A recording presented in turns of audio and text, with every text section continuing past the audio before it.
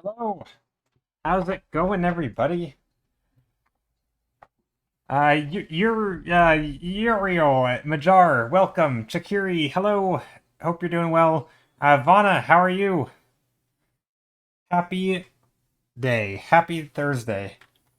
Hope you're doing well today.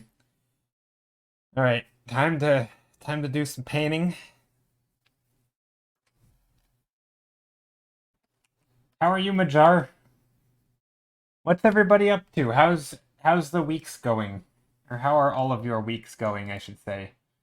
Okay, so I just downloaded some new brushes from Clip Studio Paint Store. Let's see if they suck. Just out of, because I want to try this. I like playing with new brushes a little bit, even if I end up never actually using them. But yeah, so let's add a new brush thingy. Let's add subtool. Let's go select all of these. Wait, are these the ones I just got? I think so. Right.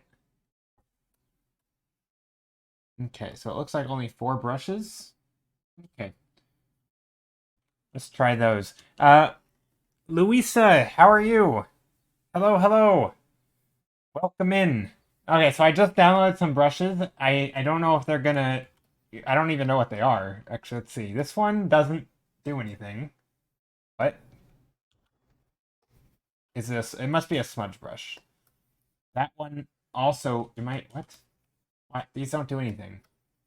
Oh, that one does something, but very little of something. Wait, these aren't. I think I only. These are only smudge brushes. Oh no. So hold on. Let me see something. I'm gonna just take some random colors and see what happens here. Okay, I'm pretty sure I just downloaded smudge brushes on accident. Okay, so they do have an effect, but it seems to only be based on the existing color. Oh, that's weird. Okay, there's that. Again, that yeah, so it's just a smudge brush, I guess. Yeah, okay, a blender brush. Okay, so I like this one. That one's nice. It adds some nice texture. That's cool. I like that. I could see myself using that one actually to get some soft edges, but I don't want to actually blur it. I just want to add noise. I like that. Salutations! Hey, Noodles, how are you? Hello, I am drawing with you. I'm good, thanks. How is your day going? My day's going really well. I haven't really done any art stuff today, so we'll see how, it might take me a moment to get warmed up. But yeah, it's going well. I don't know if you're. Let's see. Are you? Let's see. Okay, you've been here before. Never mind. I was gonna say if you've never been here before, I was gonna explain what I normally do. But it looks like you've been here before. But yeah. So today the plan is similar to last stream. Gonna start out with a whole bunch of thumbnails, just like last stream, and then I'm going to turn one of them into a painting. That's my plan. Sophie, hello. Don't know what's happening because Twitch wants me to join the Marines. Twitch has decided your future for you. Twitch ads. I'm sorry. I wish I could turn off all Twitch ads, but pre-roll ads are basically you're stuck with them unless I run ads manually, which I don't want to do. So yeah, it kind of sucks. It's sort of a lose-lose. Either I run ads and annoy people, or you get the default pre-roll ads. I'm too mushy for that life. Yeah, yeah, my brother joined the Marines or tried to or something, and then I don't I don't know how you get kicked out or something. I don't know, something like that. Does Twitch pay you for ads? Very little.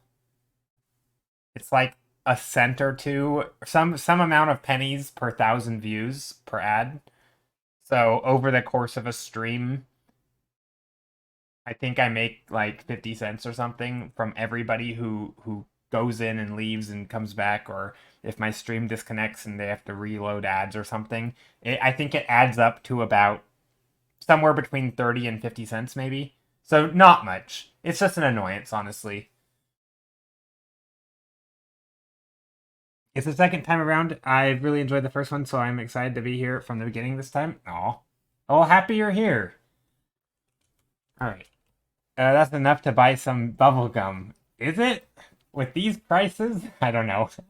It might be. Ooh, this is a cool brush. Okay. Ooh, look at the distance that this picks up. So like if I do this over here. Oh wait. Okay, it's just white. Okay. And then if I do it over here, it picks up the yellow. But the yellow comes out pretty far. It has a pretty good blend to it. I like it. Okay, these are cool blending brushes. Hey Skittle, how are you? I'm kind of disappointed that they're not real brushes though.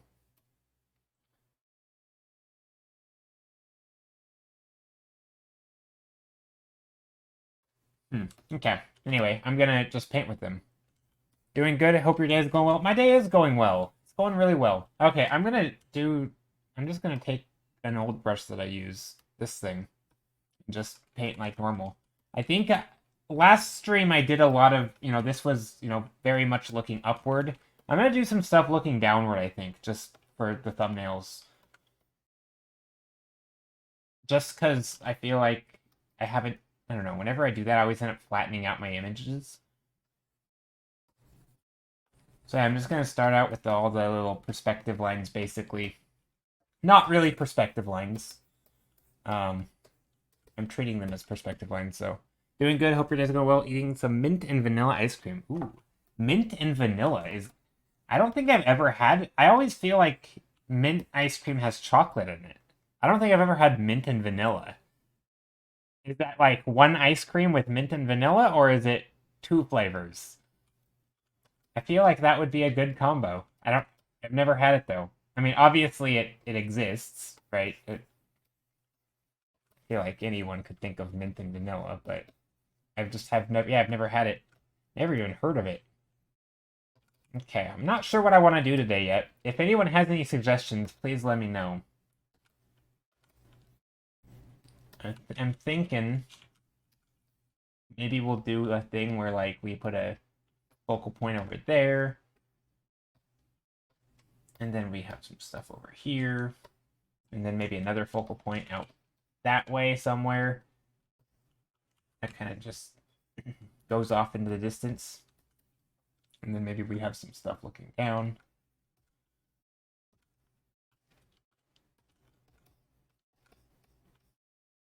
I'm really just making lines and blending colors, and I'm going to goof around with colors and stuff for a bit. Butt Cathedral for Butt Spot. I hate people who say mint ice cream tastes like toothpaste. I mean, toothpaste tastes like mint, but I feel like if the only time you ever have mint flavored stuff is toothpaste, I guess that makes sense. I mean, look, I think the artificial grape flavor tastes like grape flavored medicine because that's the only thing I relate that bad flavored grape to because most of the time I don't taste that flavor except for when I was a kid with that gross medicine. So yeah, I don't know. I mean, it makes sense. It's always crap. I mean, some people really like it. Some people really like artificial grape. I don't like it. Also, I grew up with actual grapevines, so I have experience with I don't know lots of different types of grapes, and none of them taste like that. Not really. I mean, there are some like juicing grapes that are pretty intense, but that's not. Yeah, it's not even close. I prefer black currant flavor to grape. What is black currant? I don't know what that is. Oh, speaking of weird things that Skittle might like or know of, oh crap, what is it? There's this Rona mentioned it to me yesterday and then I forgot the name of it already, but it's like this spread that apparently only exists in like 3 countries, one of which is uh the UK. And I don't know if you know what it is. It's some crap, what is it called? It's like a dark spread that you might put on bread or something. Yeah, it's like a Crap, what is it? I don't know what it's called. I forget the name. I'll know it if I hear it. Vegemite? And I don't think that was the name. Uh, what is it called? It's a weird. It's like a yeast. It's made out of like yeast or something. Marmite. Yes, Marmite. There we go. That's the name. Marmite. What? So what is it? And can you buy it in your stores? Is it common? I think I've had it once, and I don't know when or where, but I vaguely remember a spread that is kind of intense. Pretty common. What is Marmite? Apparently, it only exists in like 3 places. I looked it up on Wikipedia yesterday, and I'm like, you know what? I bet Skittle knows about this. So yeah, has anyone had Marmite, and is it any good? And what does it taste like? Is there something you can compare it to? The first thing that came to my mind was like seasonal candy, where it doesn't seem like it's good enough to sell all year round. Whereas like if you have a product that's only available in one country, it probably sucks. I feel like other people would buy it if it, I don't know, maybe I'm wrong, but I feel like stuff that is good to a group of people is probably good to other people as well. And if you can make money selling it, it tastes like yeast, does it? I don't know how to describe the flavor. It's a very unique flavor. Okay. Interesting. All right. So anyway, I am gonna get into art talk and painting and stuff. I am trying to add in some perspective stuff a little bit. Maybe I'll make some shapes that are just implying that we're looking downward at something. Maybe there's some other shapes down here. I'm just gonna put blue, I guess. I don't really have a value structure or any plans for this yet, other than we're looking down something. I guess this could be like a city.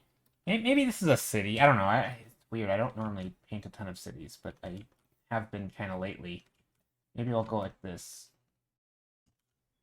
This can be the tops of roofs or something. And I'm gonna change up the color palettes too. Like I'm just playing around. Maybe I'll use maybe this will be like a template for my other paintings today. So whatever I start with this, I'll just start duplicating it. So here we have some sort of perspective going downward.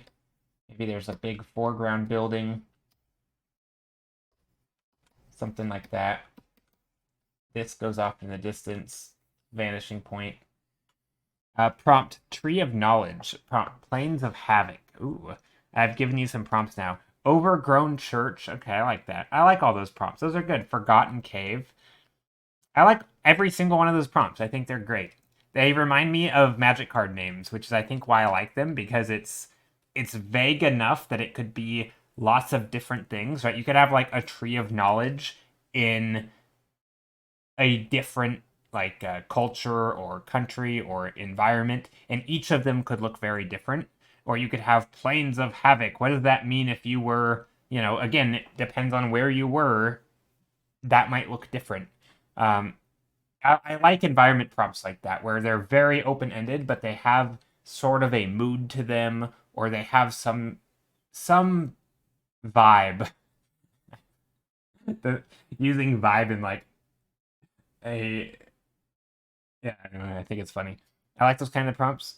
Where it could be anything. Yeah, it could be anything, but it kind of has like an implied mood to it, right? Like you could make a tree of knowledge. It could be the tree of forbidden knowledge, and it could be all dark and sinister, but it still has some elements of okay, well, it's a tree. It has something to do with knowledge, and it's not like, it's especially in like fantasy tropes, right? It's not gonna be just like, you know, like the tropes of like brute versus smart, which is kind of stupid because obviously you can have big, strong, smart people, um, but I feel like there's things you can play with there, and it's fun.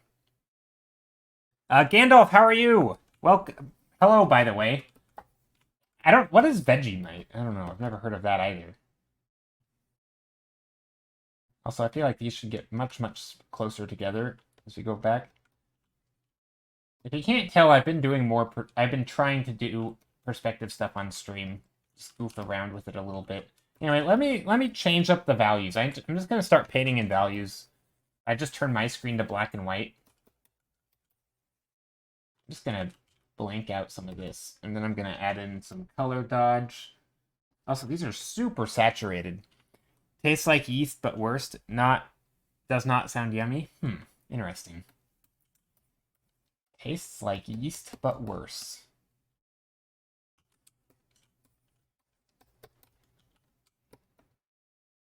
I think an image like this, or with these colors and whatever is happening, there is not really a composition yet.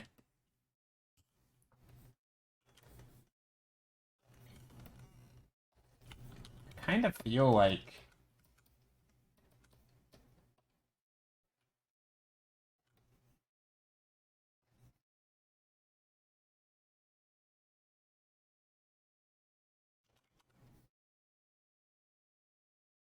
I sort of feel like this should be.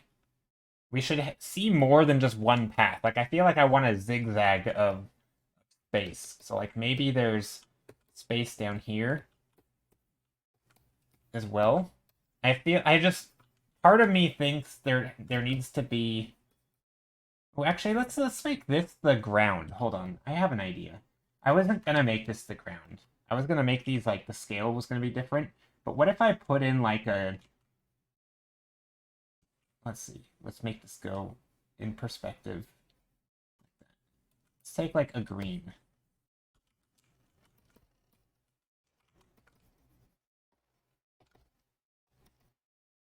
This should probably go down further. And this should actually go up further. Again, I'm just trying to sketch out something that gives me an idea for what to work on. Feels like we are looking down into a gorge. Yeah, kind of. That's sort of what I'm thinking. And again, it's not super clear, right? That's kind of the point. Is like there's a lot of wiggle room.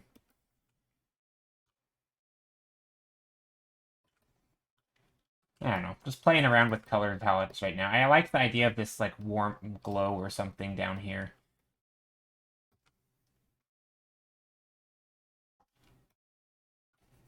I mean, I'm kind of changing the perspective as I go, though.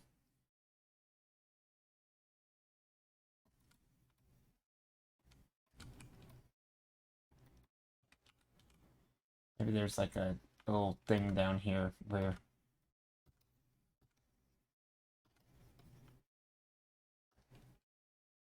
Maybe there's some... I don't know. Maybe that's a river. Maybe that'll help sell the perspective. I still like the idea of this being grasses or something. I don't know, like a ledge back here.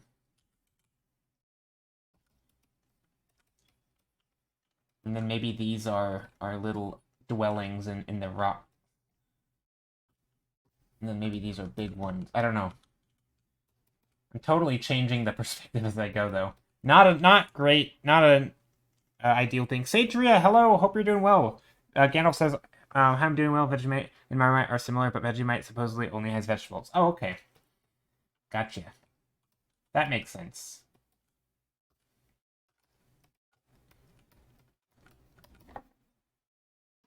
Okay, so here's the gorge, if you will. Maybe there's some structures up there. Kind of trying to do the zigzaggy thing that I was talking about earlier. I don't quite know how it's going to work. Maybe this has like a...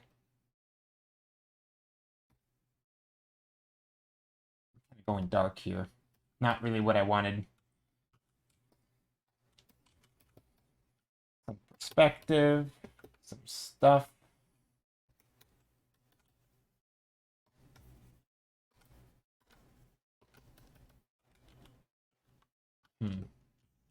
Let's just take this and duplicate it, and then just see what I can do. I'm just gonna, again, still warming up, still playing with stuff. Let me copy that. Copy, paste. Let me just take an airbrush, kind of gray it out. I want to go really dull with this for a moment, and then I'm gonna slap it with some color dodge to bring back some of those brights.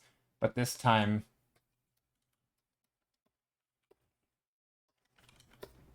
maybe I don't know, hit it with blue or something. Just trying different stuff. Finally catch a stream! Glenna, how are you? Hello! Hello, hello, hope you're doing well today.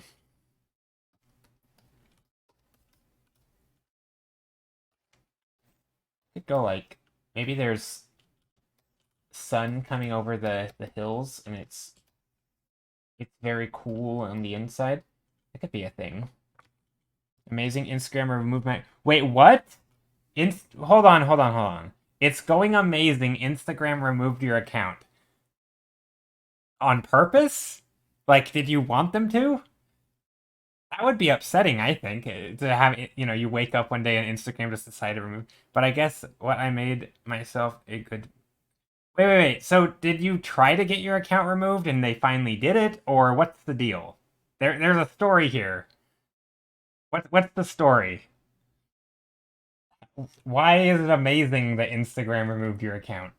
That sounds like a bad thing. Not on purpose, but I don't really mind my account getting removed since I hate the platform so bad. I mean, that's fair, I guess. If you don't like it. I don't know. I think I'm different than a lot of people. I hear a lot of people, especially when program or platforms do questionable things, right? I get not using it. I think if you don't like using a platform, don't use it. But with art on the internet, I like having that record of like, this is the date that I posted it. You know? I like sort of having being able to go back like an archaeologist on DeviantArt and see all the crap from, 2012 or whatever, whenever I joined it. I like that. It's kind of a cool feeling. Even if I completely abandon the platform, I like that it's there. It's sort of this record, and plus, I never know. I can't predict the future. Maybe I'll return, right? Maybe Instagram will, maybe it'll kind of die and then it'll come back in a year or two and you'll be glad you had your account. I don't know. Something about it, I never quite was comfortable with being that confident enough to like, yeah, I'm okay with it being deleted. Or like, even in response to like, there was a whole all the AI stuff in DeviantArt, right? And some people were making Twitter posts. Again, this is probably just in my weird Twitter bubble that I'm stuck in. People were making posts like, I'm gonna, I will never use DeviantArt again. I'm going to delete my, I've deleted my account. And I think, like, I get the point, right? You're saying I don't approve and I'm taking a stand, but I feel like there's a better way. For example, to say I'm never going to use DeviantArt again and you're not deleting your account because you never actually know. I don't know. It just, I hate seeing people's, internet archive essentially being deleted. Like, what if your hard drive crashes and you'll be thankful that I mean, I don't have all of my old work from when I first started. I definitely have got a new computer since then. Maybe they're saved somewhere. I could go dig them up. But, like, am I really going to do that? Probably not. Because it's not, they're not good works. They're just old works. So I don't know. I've always taken the stance of just, I like having old stuff online. I don't want to, like, I think it's fine to archive things, obviously, right? If you want to archive all your stuff on Instagram, that's cool. At least it's still there, right? If you want to what do you call it? Make things private on YouTube because you had cringy videos, like, that's fine. But I don't know. I guess I've always been a little against the like, I'm gonna delete. I don't know. I always feel like you're hurting yourself, in some way. But I don't know. I think there's probably times when it's fine, and obviously everybody can do what they want, and who am I to tell them what to do? But yeah, I don't know. It always makes me a little sad, I guess, because like I already know that it's super hard to grow and be seen online, and I feel like doing anything that is removing your presence online is in some ways not helpful. I don't know.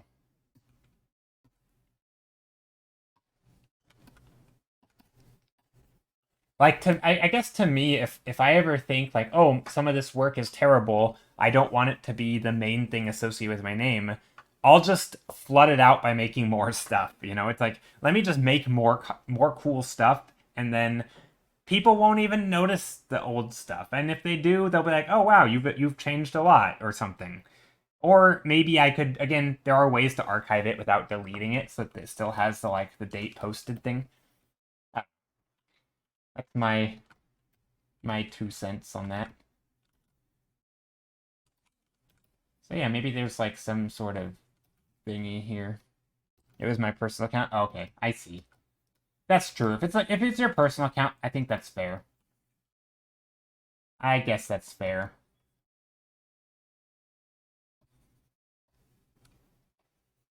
Yeah, I guess I do have a different view when it comes to art because not everybody is doing art or wants to do art or will or not everybody's doing art sort of with the goal of doing it as their income as like their livelihood. It will not be tied to art. I mean, maybe some of it, but most of it won't be. Ooh, let's put a little gap in here. That could be fun. Maybe there's like trees. I realize I'm going really dark with this, but some sort of trees back here sticking up.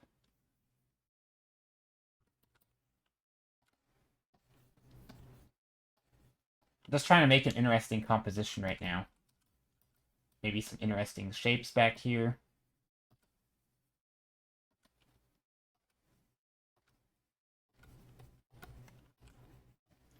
There's definitely some cavern or something.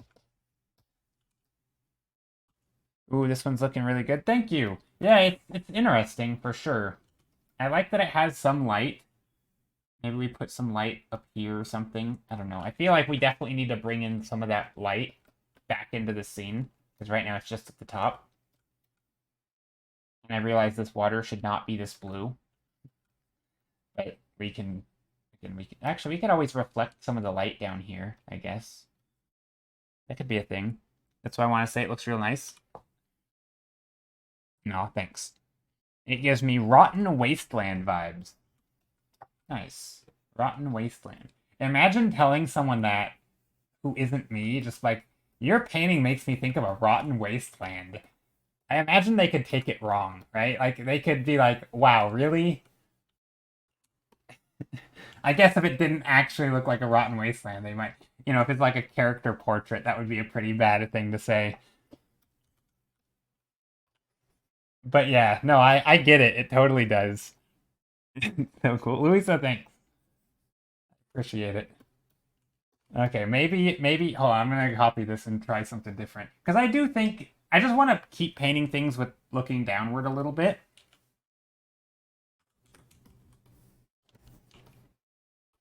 Maybe I'll change the let's see, edit tonal correction, hue saturation. I'm just gonna change the hue. Maybe to greens, reds, oranges. Yeah, these are very saturated. Way more saturated than I thought.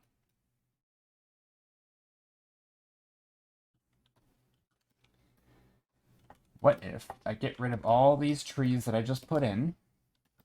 I put in a little bit of blue.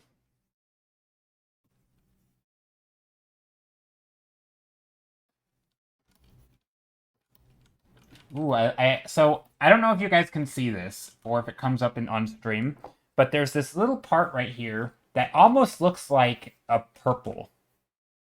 Do you see that? Like this, it's this grayish blue that I'm selected right now, but it almost looks like a purple against this, between this green and this white. So it's obviously not purple, it's very much a blue. But sometimes when I see stuff like that, I'm like, well, what if I actually make it purple? Right? And I'll just lean into it. And it's like, oh, well, that's because it already looks purple. I know I can get away with adding some purple there. And then I can mix it in. And it's super subtle. But I feel like at doing stuff like that is a fun way to add colors. Like sometimes you know that a color will work because it already has the illusion of that color. Color theory makes me want to cry. I mean, that's the thing. Like I didn't even intend that. I just knew I wanted to make it like keep the grays. I don't know. Grays are nice, and I like grays. Um, yeah, grays are great.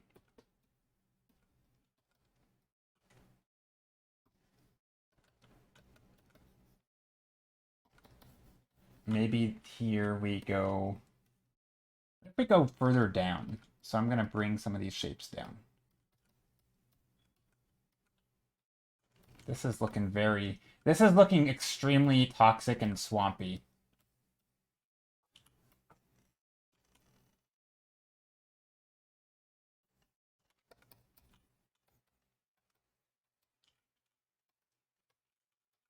And very, very swampy. Which is cool. I like swampy. Maybe maybe we put some architecture in here. Okay, I'm gonna actually, hold on. I'm gonna ruin this. Let me just ruin my own painting real quick. I want to put some buildings in here, but I'm afraid of ruining the naturalistic looking thing. So I'm just gonna take this and make like a land bridge across here.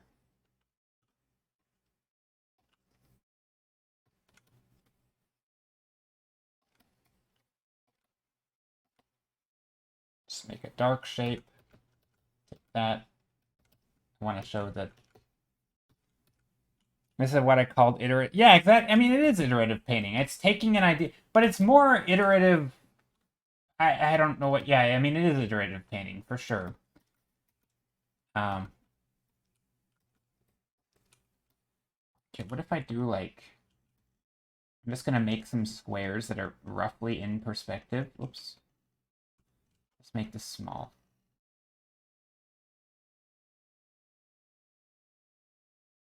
Those aren't very in perspective, but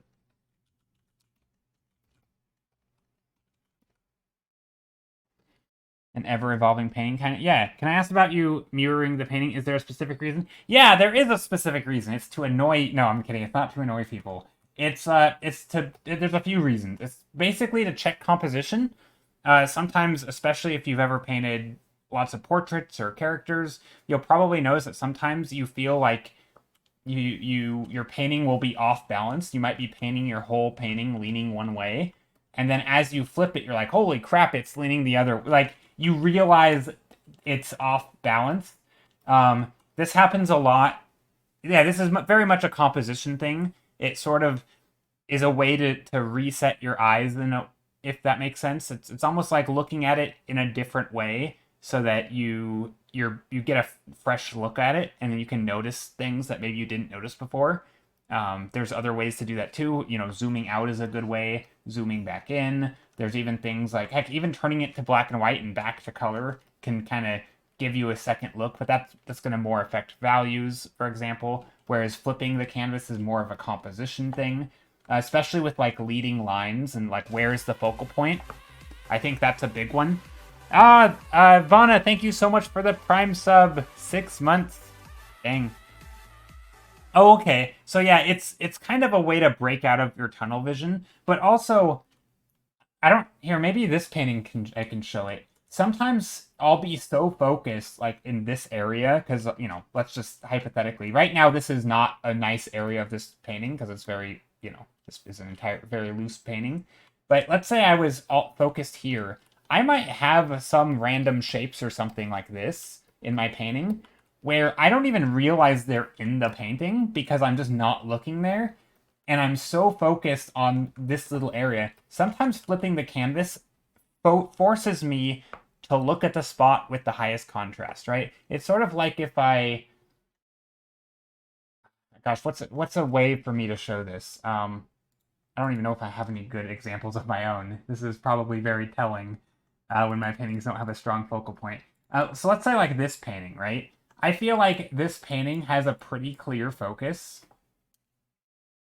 No. I'm gonna just not save it. That one's not a painting I'm working on today. So like this painting, when you look at it, you're probably drawn to the big light or something, or maybe then somewhere in here. Like, your eyes probably aren't initially drawn to right here, right? This is not an important part of the painting. It's low contrast. You just don't even really, yeah, whatever. It's, you know, there's clearly a line. It's an edge of a, you know, there's a background thing and there's a character here. But sometimes by flipping it, especially if I had, let's say, really high contrast down here, like this, sometimes flipping it will suddenly make me notice it because it's sort of, it's hard to explain, but it's sort of a refocus thing. Gets you out of tunnel vision, checks the balance. I'm trying to think of an example. I can only think of good color examples. I'm trying to think of like an optical illusion where you forget. I know there's like, you know, there's those line optical illusions where you have two lines of the same length. Right? Where they're two lines of the same length, but one has things like this on the end, and the other has things like this. I think this is one of them. And because of something like that, maybe this isn't the optic. Anyway, one of these, I don't think it's working here. I don't know why it's not working. But anyway, have you ever seen these types of optical illusions where you like the lines look the different lengths, but they're not? That kind of happens with composition, where sometimes you think things are right, but they're not. Your brain is convinced that there's a certain balance, and it's just it's off. And sometimes flipping it will sort of make you realize the error of your ways. You know, or maybe another, like with composition, sometimes you have things like all your elements are leaning in one direction, which is okay, but typically, you know, you want things leaning in different directions. And sometimes flipping it will make you realize just how samey everything is, and you're like, oh, well, what if I take this one instead and lean it that way? Then I can have everything. You know, it's sort of a. Let's see, what's this? What did you? Yeah, that, for example, those two lines are the same length, even though they look different or something. I think that's the illusion. But anyway, my point is that sometimes, and I'm not even claiming that flipping that image is going to help. That's not the point I'm making. I guess the point I'm making is that there are things that can be sort of, that don't look right because we've convinced ourselves that they do look right. And sometimes by doing things, right? Again, it could be anything. It could be turning it black and white. That's a big one. I talk about values a lot, which is exactly that. It's basically, your painting in black and white is the values. So the range from white to dark, or white to black, like those would be the values of the painting. And sometimes you're so caught up in, you know, colors, like, you know, sometimes you're so caught up like this, where you have, let me take this off. Let's see if I can make optical illusions on the fly.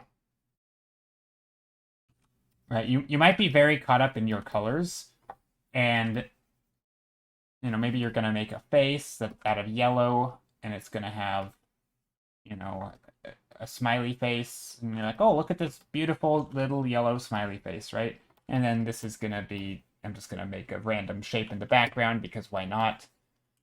And so maybe, you know, then maybe you make another one over here, at, you know, another shape or something.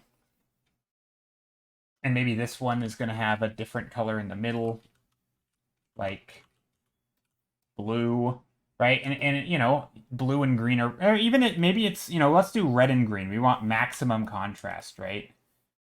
Let's do red and green for max contrast, right? So you make your red smiley face or whatever, and maybe this one you want bright smiles in it, right? But the problem is that when you make it black and white, right, you realize that you actually can't tell what's happening, right? You can't see that these are faces. This one, the two colors blend into each other, right? That's not a circular shape. Now it looks almost like a, whatever shape this is, right? It almost looks like a star. That's misleading. And sometimes, you know, little things like this that you have to do to like check your work, it's so easy to get caught up and be like, well, I know that this is a circle, right? I painted it as a circle. Of course I know what it is. But if you do a whole scene like that, sometimes suddenly shapes are confusing, or maybe your edges are, you know, blurry and you can't tell where one shape starts and the next one begins. Obviously, this is obviously quite contrasty because the colors are still pretty easy to read. But this kind of thing happens all the time in art where we're so caught up in in what we think, because like we know what, I guess this happened, maybe an analogy would work. This is like in writing, right? Or maybe writing, or you're telling someone a story. If you've ever heard a kid tell someone a story and they start, getting excited and they're talking about this thing that happened, but they never actually tell you what they're talking about. They're just describing how they felt, or someone's reaction to it, and you're like, "Wait, what are we talking about?" Like you've never explained yourself, right? That to me happens all the time in art where we know the person telling the story, right? The artist, we know what we're trying to show, and so we end up not actually communicating it very well because in our head it makes sense because we can, we know what we intended. But by doing things like turning your screen to black and white, or and sometimes you'll catch some of these miscommunication. Like if I was trying to communicate that this is a circle, I have not done this very well because most of the time these two colors are they're gonna blend, especially if you put a ton of other stuff all over here, lots of high contrast. Like you're not gonna notice the difference in color as much as you're gonna notice the difference in, say, the dark and the light. People would get burned at the stake for this absolute trickery. And well, I don't know about that. But anyway, my point is that yeah, there's it's hard sometimes to know what we're seeing versus what other people see. Like if I zoom out, all you see is the weird shape of the dark and light, and you don't really see that yellow. Or if you squint is another example. I mean, this has to do with color and not composition. So my example of flipping the canvas doesn't really work there, but I swear I had a point. It is more of a balance thing. Cool smiley. Totally a cool smiley. Joe, what's on the docket today? Massimo, just painting, I guess swamps. We're painting some swampy areas. Yeah, I don't know if I explained it well, but it really is just a check. There's a lot of checks. Another one, I think color has the most obvious illusions in it, or things where we get tunnel vision and we forget. Another good example is if you mix your colors on your canvas, you might find that you're seeing, this is blue. Oops. You might end up seeing that this is blue and this is green and this is orange. But sometimes your colors will get a little muddy, and even your orange will end up having blue mixed into it. And then your green will have blue mixed into it, and your blue will have blue, and everything has this blue mixed into it. So it ends up looking like you're looking through your image through like a blue filter. But to you, you don't see that blue filter, right? You're just seeing the colors you intended. But to everybody else, it looks like they've laid a transparent blue paper over your image. And this happens all the time where you get so focused on what you think is there, like this is green, but when you color pick, you're like, this is actually pretty blue-green, right? This is like a green-green, right? And this is nothing like these. So you're in your mind, you're thinking, oh, look at this bright and vibrant green. And then in everyone else's mind, they're like, holy crap, that image looks very blue. And it almost looks like a mistake because you didn't intend for it to look blue. You intended for it to look green and all this stuff. You had an art teacher who made the point that this is why you need to ask others for feedback. If they can tell you what you're trying to portray, because of course we know what it's supposed to be, we're the ones making the art in the first place. Exactly. Exactly. I mean, I think it is most apparent with kids, probably, people who are not great communicators, right? If you're just starting out as an artist, they aren't very good. But you can ask them what their painting is and they'll tell you, right? But you always can't tell what it is. In their head, it's super clear because they don't, they're not thinking about how other people perceive it, and they're not thinking about the accuracy of that thing. But like it matters, right? I mean, if you're trying to draw a turkey and you just draw a big blob, no one's going to know that it was a turkey versus a duck or a cat, right? Like, what are the distinguishing features? And so, yeah, and again, that's just with color. And yeah, outside feedback super important. Also, but like I'm saying, or I guess the point is that I'm making is there are little tricks to sort of view it with fresh eyes, right? You can ask yourself questions. You can limit your senses, right? Like with turning your screen to black and white. You can one of the ways often, maybe your painting is quite dull and you don't realize it. One of the ways you could potentially do it is to take your hue and saturate and crank up the saturation and turn it all the way down and kind of readjust it to where you think it looks good, right? You might find that, oh, this is where it looks really good, which is actually quite a bit brighter than where it used to be, right? So it's like sometimes you just get so focused on what it looked like, you don't think about what it could have been or something. But yeah, asking for feedback and critiques so important. I mean, it's hard to know what you don't know, basically, is what it comes down to. We can do the best to communicate an idea that's in our head, but it's a way to change context because of the way we read images. Yeah. I mean, I think viewing it as communication, I know it sounds a little abstract and artsy, but thinking of art as communication or visual communication, I think is the best analogy, where just because you know what you're trying to communicate doesn't mean the other person is understanding it, right? It's like speaking a foreign language to someone. If they don't understand what you're trying to say, you're not communicating accurately. You could have the most well thought out idea, but you have to speak a language they can understand. And a lot of art, things that people talk about, like values and perspective, right? We view the world from a consistent, from a consistent perspective, right? Even though that perspective can change. So if our perspective is super wonky and we're distorting what looks like time and space or just space, suddenly it's confusing, right? People have to like really try to solve this puzzle of what are you trying to show. And yeah, things like flipping your canvas can help show that, oh wow, your perspective is off, or just your general focus. Um, so yeah, I guess there's a bit of psychology behind it, and yeah, definitely a thing. Get other feedback. This is why I like backseat arting. I like it when people say like, "Oh, that looks like there's a smiley face in the clouds," because then I can ask myself, "Is that good?" Right? That one happens a lot where somebody will come in stream like, "Oh, that looks like there's a smiley face in the trees," and I'm like, "Oh, let's get rid of that." Immediately it's like I don't want that there because that's clearly drawing attention that is not wanted.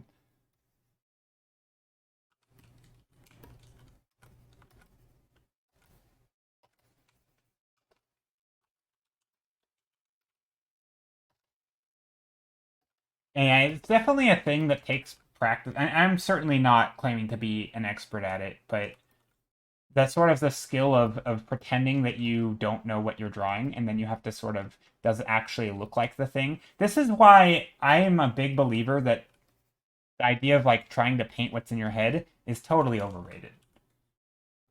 And I stand by that. I do not think painting what's in your head is all it's cracked up to be. I think it's a thing that non-artists or aspiring artists are like, that's my goal. Like, dude, the stuff in my head, like don't get me wrong, I don't have aphantasia. I can close my eyes and I can visualize stuff, right? Heck, I can even visualize stuff in 3D. The problem is it all sucks. It hasn't been designed. It's just like my first guess. It's like my first draft. It's pretty garbage. It's like I can do better. And that's why I think it's like, sure, technically you can learn to draw what's in your head, but do you want to? Probably not that great. I mean, there's a reason architects have an entire job of learning to design buildings. They can't just think of the first building that pops in their head and be like, this is the perfect thing. No, there's a lot of work that goes into figuring out all of this stuff. And so, yeah, drawing from your head, overrated. I stand by that one. I mean, I think it's like, whatever. If you can envision something and put it down real quick, that's cool. But I think doing iterations and playing with it a bit is important.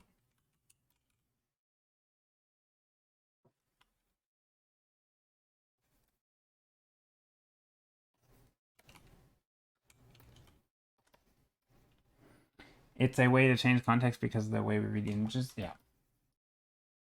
Oh, I already read what Emily Waffle said. Also, hi, Emily Waffle. I read your comment, but I somehow didn't acknowledge that you were just popping into the stream for the first time, or chatting for the first time. I hope you're doing well. Yeah, I never really know. I feel like as someone who streams, right, and obviously talking a lot, I never really know how to explain things, and so my method is just to try to do it in sort of shotgun method by just explaining saying the same thing in many different ways and hoping that one of them makes sense. Because I feel like I have ideas of how I know how I think about stuff, but I don't think it always makes sense to other people. Hope you're too. Yeah, I am doing well. I'm doing well.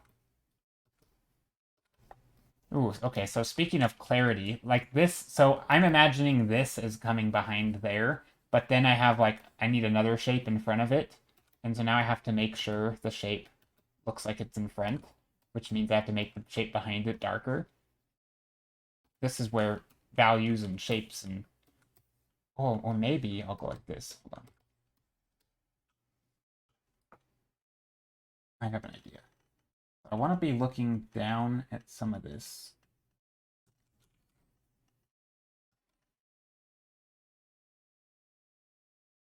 I have no idea this is going to look good.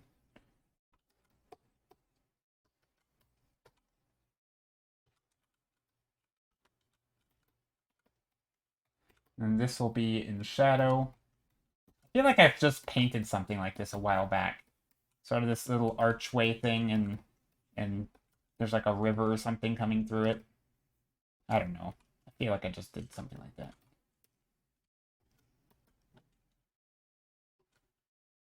Your streams are honestly so helpful. You explain it in a way. Really? I'm glad you think so. I feel like today I was just am a blabbering mess when it comes to my explanations. I really never know what's gonna make sense to someone.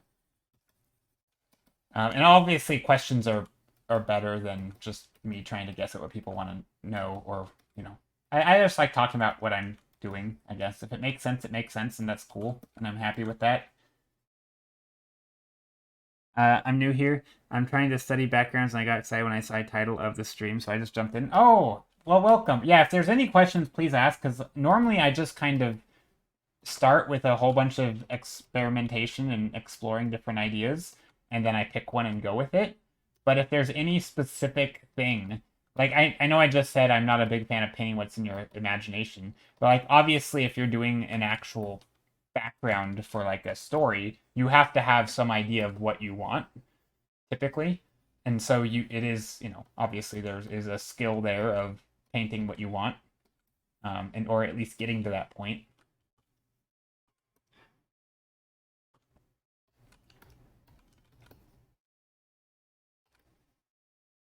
Maybe this one is, I don't know. Let's make some little shapes in here.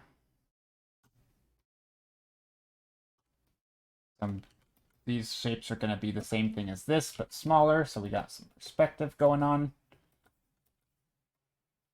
Maybe some back here as well. I think something that... Ooh, I have an idea.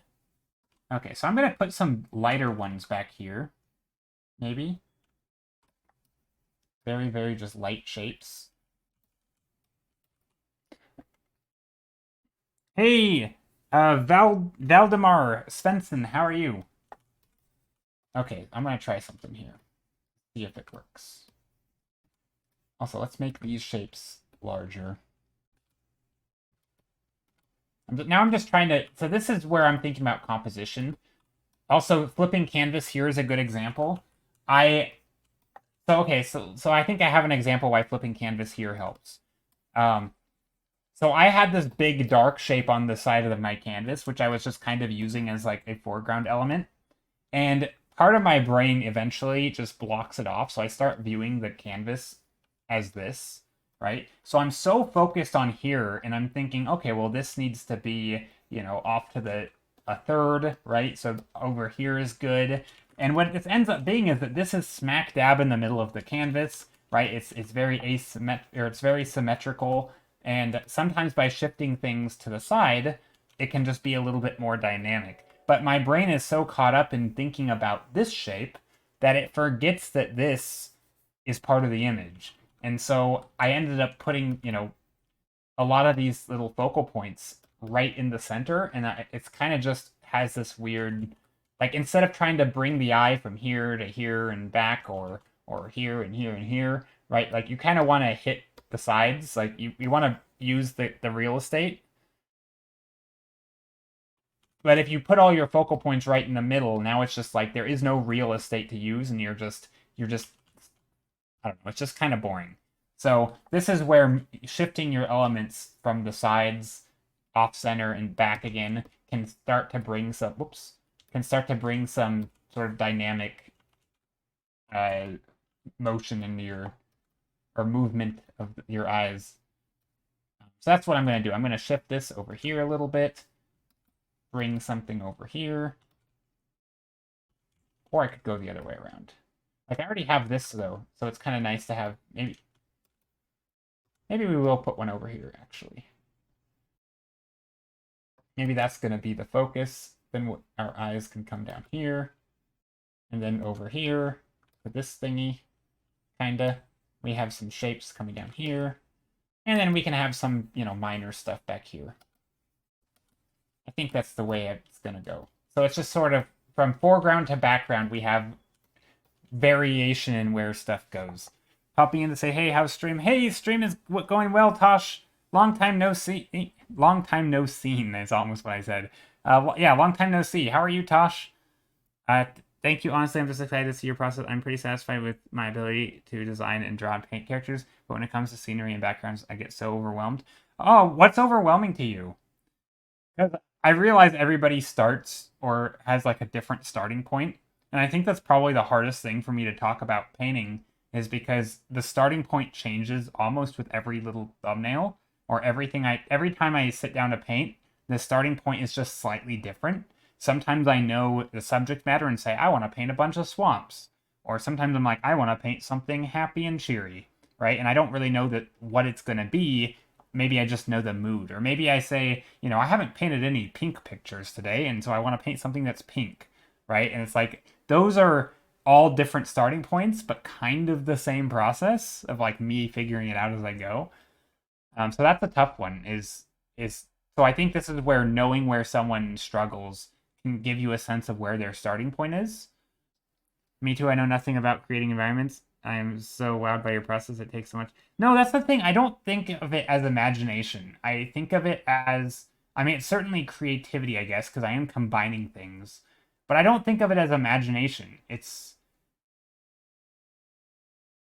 Oh gosh, I don't know how to. It's so hard to explain because there's a lot of things. Like, half of it is purely art stuff, right? Like perspective and composition, and where your eyes are going. There's things like shapes and sort of, if you're looking up at an object, it's going to look large, and you probably, obviously if you're painting something that is in, say, 3-point perspective, and you're looking up at this image, maybe you have something like this, right? And you have this tall object. Like, it's pretty obvious that the painting wants you to look up here, right? So then I know, oh, well, don't make the entire focus down here if our painting is clearly pushing our eyes upward, right?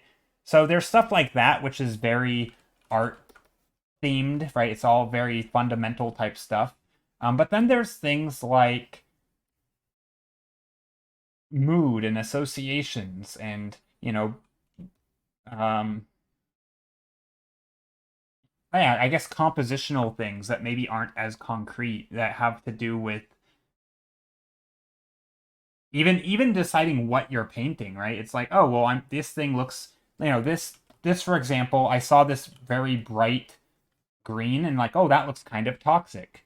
This could be a swamp, right? What other things are toxic? It could be some sort of, if I like to paint industrial stuff, it could be some industrial wasteland, right? And so a lot of it's not so, like, I don't think you have to be so creative or have a good imagination. I think a lot of it is just basically asking yourself, if I lost my memory, what would I think this is, right? If I had to guess, like what am I painting? And then you kind of lean into it. I say imagination in a sense, seeing what something could be instead of what it is. Yeah, but I mean, sometimes it's just asking questions. It's, I mean, I guess it is imagination.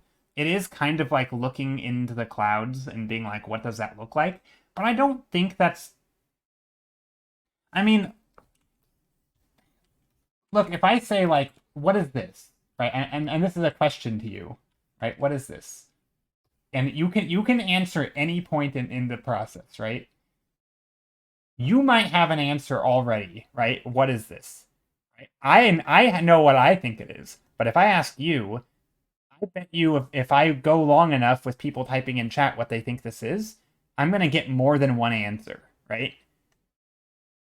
A dragon. Okay, it could be a dragon. So okay, sure, a dragon. In a lake, a Charizard. It's not a so that's the thing. So okay, so let's make it a dragon, right? That's was that creative for you to say that looks like a dragon? Not, I mean, kinda, but like that's so in my head I was thinking, oh, it's gonna be a bunny rabbit, right? I was like, how do I make a bunny rabbit? I was gonna do like the Easter bunny style stuff, you know? I don't even know how they look, but or maybe a cat, right? It was gonna be like a cat or something. Um, but the point is, sometimes if you start out rough enough, and then you ask yourself, what does it look like? You might be like, you know what, this kind of looks like a bunny, but maybe it looks more like a cat, and let's make it that. Or maybe I wanted to paint a dragon, but it kind of looks like a cat. What if I made it a cat dragon, right? And so okay, so we get our claws. Maybe this, I don't know how to draw dragons, but maybe this has talons because it's a dragon or something. Uh, and then, again, it needs like a spiky tail because dragons, I guess. Do dragons have spiky tails? I don't know. Oh, it needs wings, right? So we draw wings, and then we're like, okay, so here's our cat dragon, right? Maybe the ears need to be, maybe it needs a slightly longer neck because dragons have long necks. So let's make that a longer neck, and then we'll make it have a little cat face or something. Okay, so here's that. Oh, this looks so something about this. So this is, and then okay, like this is weird looking. Okay, so not great, right? Not my best work of art, but maybe in here you're like, oh, there's there's this like weird hard edge that I made here, and if I ask what this looks like, right, you might be like, oh, this reminds me of one of those gross hairless cats that have like those scrunched up fur. I say gross. They're kind of cute. I'm sure they're adorable, but like maybe it's like one of the hairless cat things, right? And so you like, oh, it's a hairless cat dragon, right? Anyway, my point is, it's not like I had this in my head at the start, right? This is absurd, but you get what I'm saying. It's sort of this you suspend like it's almost like suspending belief, and you keep on asking yourself, almost as if you're a child showing yourself this art, and you're like, oh, well, what is this? You're trying to figure it out, and then you guess, and you're like, oh, yes, that's what it is. You know, I mean, you obviously don't have to paint like that, and there's a lot of ways to paint that isn't doing that. But I think that's, yeah, I don't know. That's kind of how I think about it. Vana, 5-minute thumbnail. All right, 1 second. I will do a 5-minute thumbnail sketch in just a moment. Let me just slap in some color dodge. And so, oh, for example, a lot of the process isn't also just me asking what it is. Sometimes I say, like, what are the qualities of this painting? Well, okay, this painting is very green, right? It's very gray. It's very monotone. And so sometimes I'm like, oh, well, what if I add another color to it, right? Because I can fix that issue of it being extremely samey by maybe I want to, put a sunset or something, right? Maybe I want to put some glow or something in there, right? But that only works if I can identify that I think the painting doesn't have enough color. If I feel like the painting already has enough color, this isn't gonna work, right? This is gonna make it worse, right? You don't take a painting that is super vibrant and slap in more vibrancy in it. Well, this one is not a good example, but right, sometimes you wouldn't want to do that. And so yeah, there's a lot of evaluation. It's almost like a self-critique. You're saying, what's wrong with my painting? and then you say, suppose it's this thing that I just thought of, like the cat dragon. What is wrong with this? Does it actually look like a cat dragon? Well, no, it doesn't look like a... Maybe it looks more dragon than cat, so I want to push the shape of its head to be more cat-like. Or I want to give it cat paws. Or maybe I want to give it a ball of yarn to make it look more like a cat, right? Because it would make sense that a cat's playing with a ball of yarn, but not so much that a dragon would be playing with a ball of yarn, right? So asking these questions and coming up with solutions, and a lot of them aren't even solutions that I came up with, right? Sometimes they're solutions you've seen or you've come up with them in the past. And it's sort of, you build up this library of, or this toolbox almost of solutions. I guess that's how I think about it. And of course, if I'm, have a lot of time or I have an interesting problem on my hands, then I can explore different solutions and I can add those to my toolbox of solutions.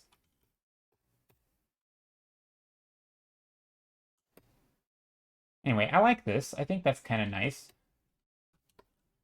I also like these little, so for example, when I look at this, I see these little white things here. And I'm like, I don't really know what those are. Initially, they were going to be like structures of a building. Oh no, did I say it again? I forgot about the anyway counter. Totally wrecked. Thank you for the follow. And Miss Facade, how are you? I've probably said it a few times today. But yeah, so initially I had thought that these were gonna be like the sides. Now I want to say the word facade because you have the name facade. But these were gonna be the front of like a building or something or some materials. But now I'm not so sure. But I might want to continue with that. But I'm gonna keep on painting with them because I think they look cool. But I also know that like I want to vary up the size and the shape because shape design and small, medium, large. Maybe I make these things kind of speckled. Maybe these are just different types of rocks with interesting patterns.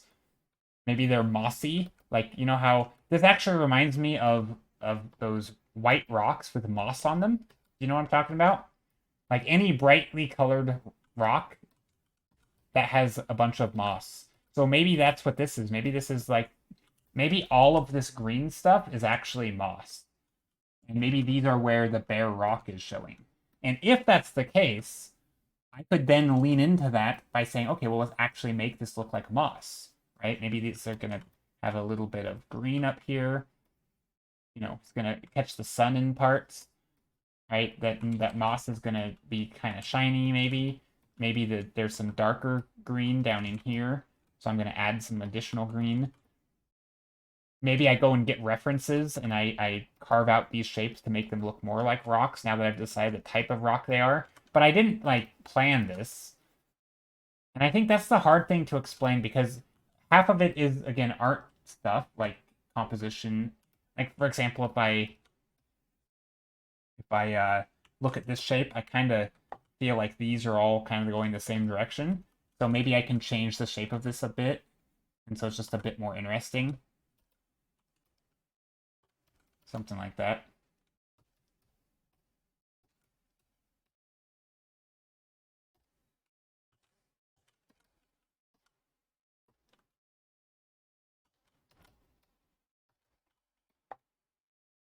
See, here, I also just saw this cool green look thing.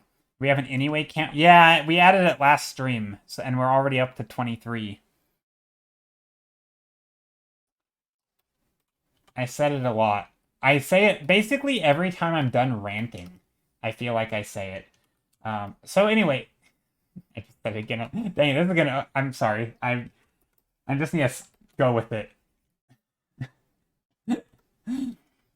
So the green that I was talking about here, I kind of want to add some of the green, but I don't really think it works well in this picture.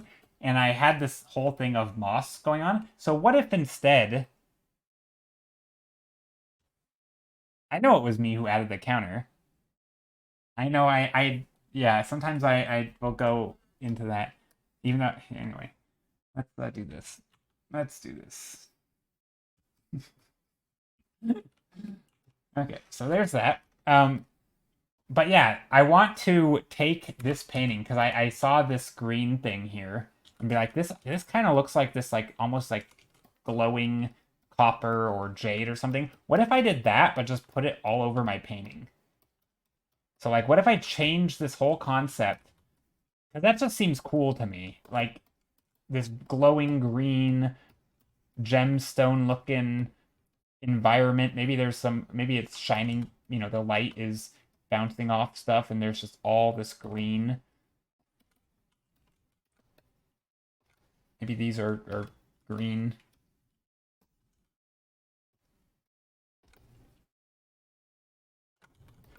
I could also go and find references, but maybe these are, again, maybe this one is even taller. Some of these bright green things.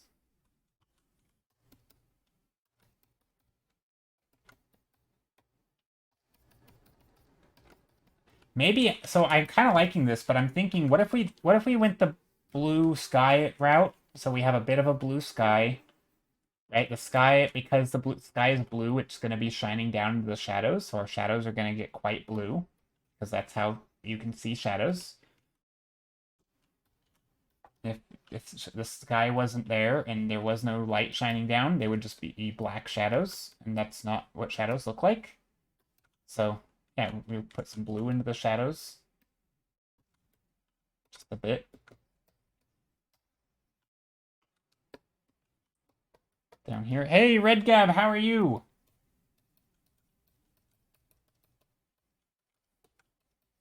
Trying to put some more blue down there. Okay, so now I'm going to take a overlay, because so I want this thing to just lean into the blue side of things, kind of like how this is very cool. And I want to do that with this painting, but maybe not in the whole painting. So I'm going to take like a blue overlay and just paint in and see how this looks. It might look terrible, but this is just me exploring. I'm a big fan of making room in your process for exploration. And that's kind of what this is. See, I like that. Love the thumbnails. Oh, thank you. I'm doing really well, I think. So I like these shapes in here, but I want to make them a little bit more...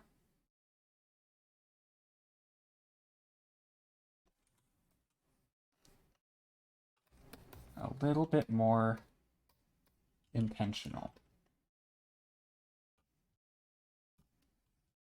Maybe this is a little brighter. And this blue-green can kind of... here. Kind of like that.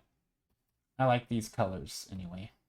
And then, yeah, this could be like a forest line or something, or a tree line back here. Maybe there's some trees. So I'm kind of going really tiny back here. And see, this one I'm liking. I think there is a... oh, so anyway, where's the 5-minute thumbnail? It'll happen in just a moment. Okay, I'm liking this painting a lot, actually. I think it has a strong focus.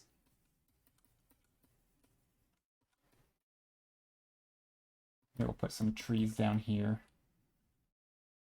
Catching light or something. Maybe those are too in focus. I don't know. I really like all the thumbnails originate from number one. Yeah, they basically all have originated from number one. And, these started kind of blue, then they went to green, then now it's back to blue.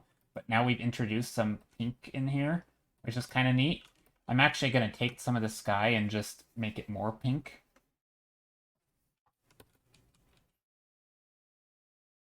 Could even put some pink in here as like this pink light. Yeah, this could be some trees. Maybe there's some lone trees out here or something. Again, this is a little more detailed than I would want to put in here, but it's not a bad way to do it. Anyway, so yeah, there's that. Okay.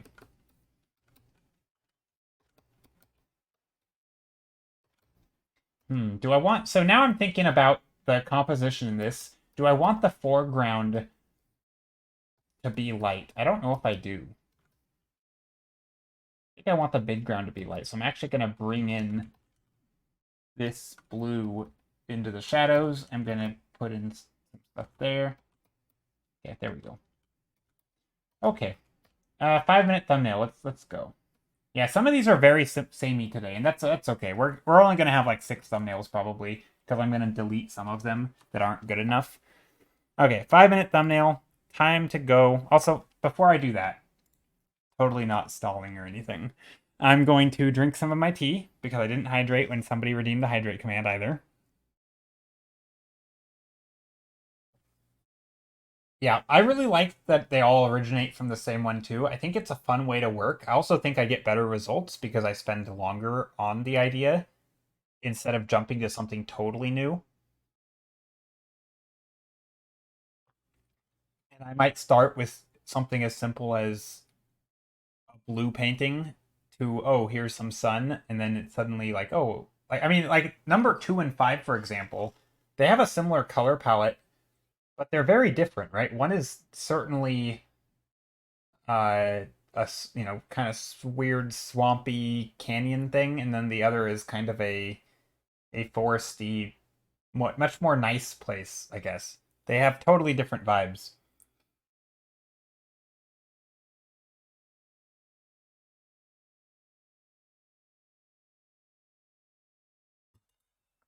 Okay, I'm done drinking some of my tea. All right, I'm going to start the timer right now. Here we go. So I want to do something a little bit more close up. So I'm just going to make some spheres. Simple geometric shapes. Maybe I'll take a bright, I don't know, yellow. Yellow sky. We'll go on this side, go from yellow to orange to red a little bit. That'll help if we end up color dodging later. And then, so what I'm thinking is making something, also this looks way too large already. I want to make something a little bit more close up. That's my starting point for this one. Is a lot of these are these like epic scale, not super epic scale, but kind of epic scale landscape where you can see, many mountain ranges over. There's a lot of transition from even like, it might even go from like a desert to a different biome or something. These don't, but they could because there's that amount of land. So I just want to paint some things that are a little larger in scale. So maybe we get something like this where we just a little closer. Maybe this is going upward.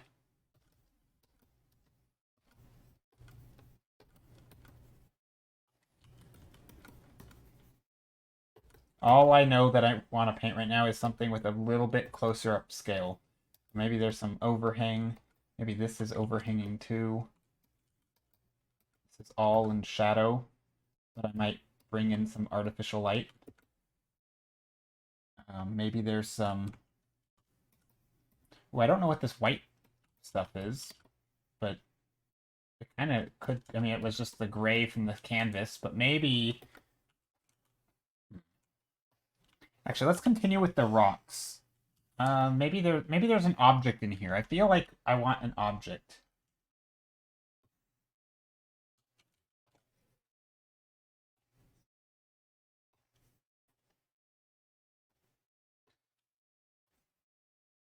Maybe it's like a building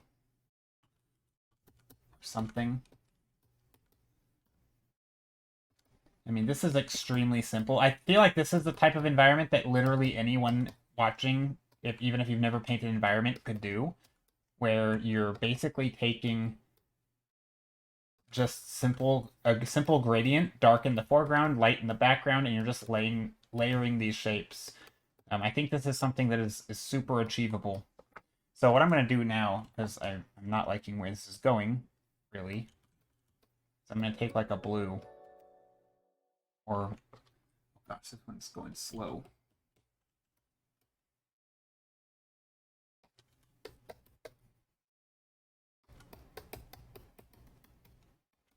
So I want to put in some...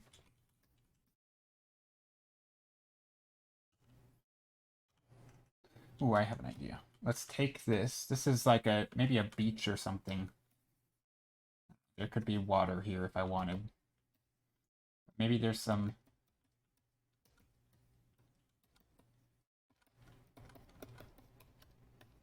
Maybe there's a bit of light in here or something. Again, I don't know what this shape is, but it could be something that's quite interesting. So maybe it's some sort of old artifact type thing, and there's some interesting shapes. And then maybe there's these, I don't know, like cube geometric shapes or something in here.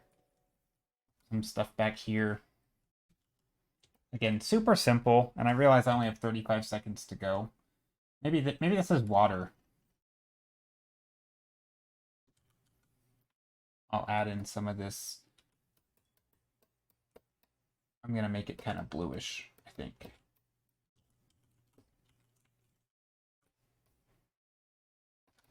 Yeah, maybe there's like an oceany area coming in here.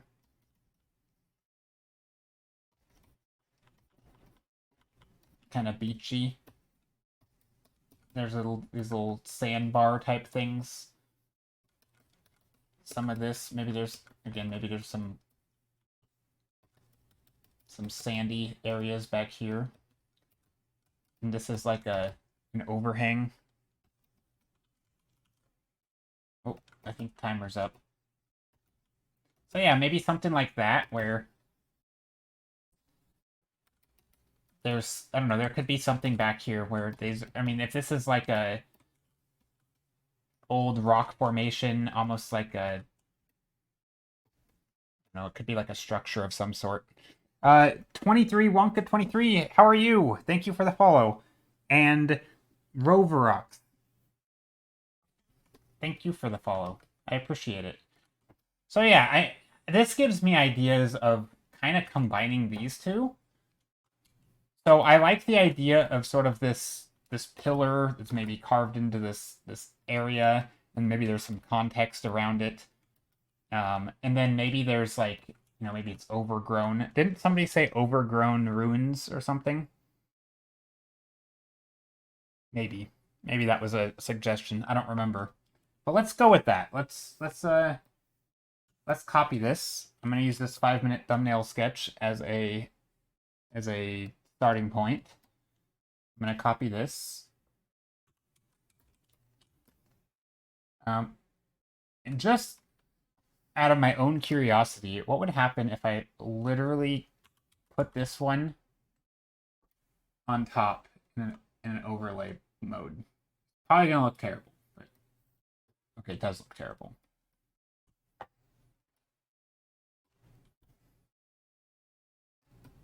Yeah, that was a bad idea. Okay, but I do have an idea. So I'm going to raise I'm gonna raise the roof. I'm gonna raise the ceiling here on this. And maybe there's like water coming through. Maybe this spot's like an underground cavern and there's water coming all around here. And maybe this spot does like overlook the ocean or something. I don't know. I'm just thinking out loud here. But maybe we have some nice greenery, some green areas under here.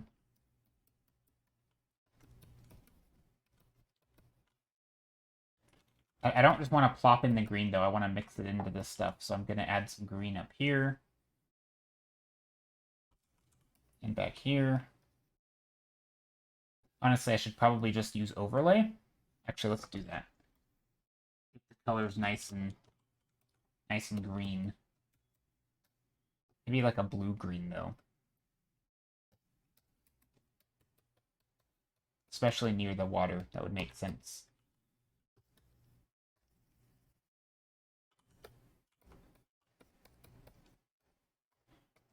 So yeah, here's a weird green jungly area, kind of overlooking something. And maybe I can take this. Maybe these are like statues, old statues of something. Again, not really designing them right now, just drawing shapes. Right, this is going to be one of those things. Maybe there's some... Again, so now I got to figure out, okay, her eye level is about here. It seems to be. That means these shapes should not be looking down, right? Because this implies that we're looking down. But instead, they should be like this. Because we should be looking up. Because I've already decided where our eyes are. And then this is about horizontal, and this can be going down. So if I want to do things like adding little carvings, maybe there's circular shapes here. These are more ellipses.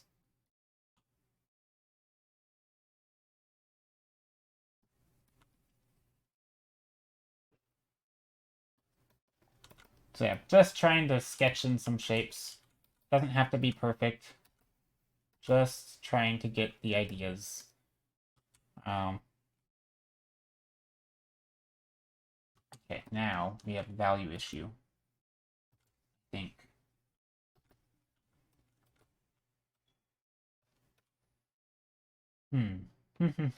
What do I want to do with this? I kind of feel like this stuff back here is not looking good. I don't like the bright white, or the what do you call it?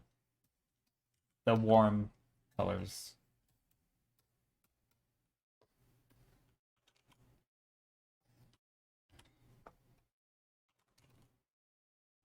I do like the idea though that maybe there's waterfalls here.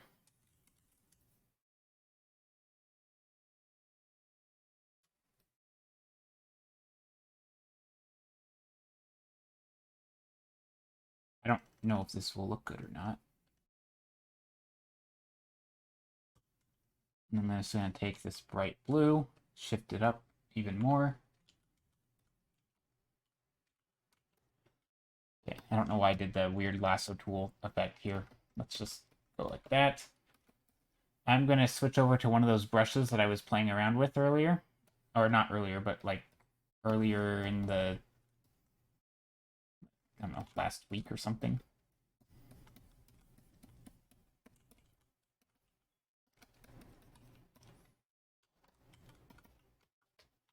Maybe there's waterfalls all the way back here too. Maybe this whole place is just extremely blue-green.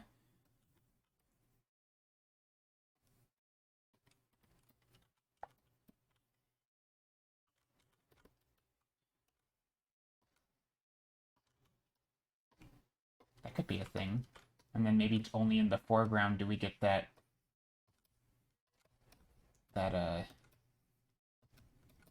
reddish color in here. We have this little secluded area. We have the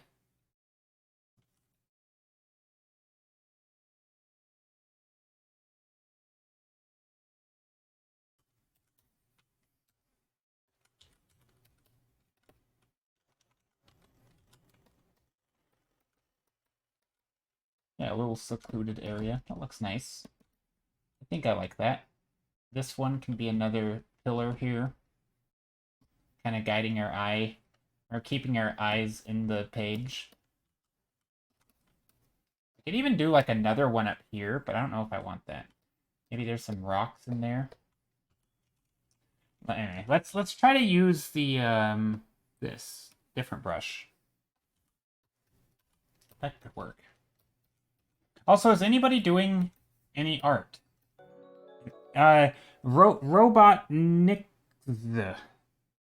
Robot Nix, how are you? Welcome, welcome. Hope you're doing well. Is anyone doing any art? And if so, would you like to share?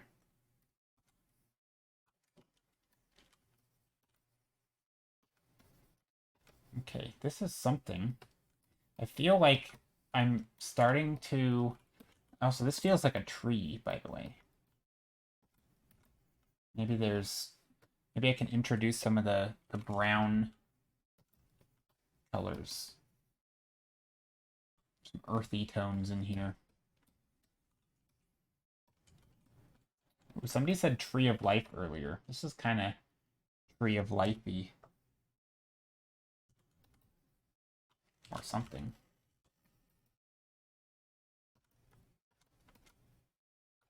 Something like that.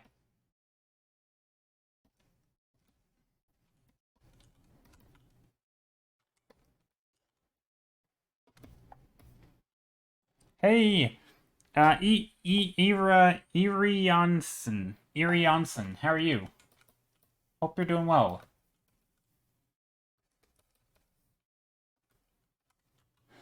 Okay.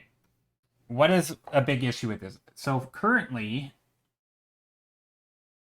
a big issue with this is I only have a foreground and midground. So I'm going to take this. I'm actually going to make this darker. But particularly on one side. And then I'm going to take... I'm going to make the inverse. I'm going to take an airbrush, and I'm actually going to make everything lighter. Especially on this side. And then it can slowly get darker on that side again.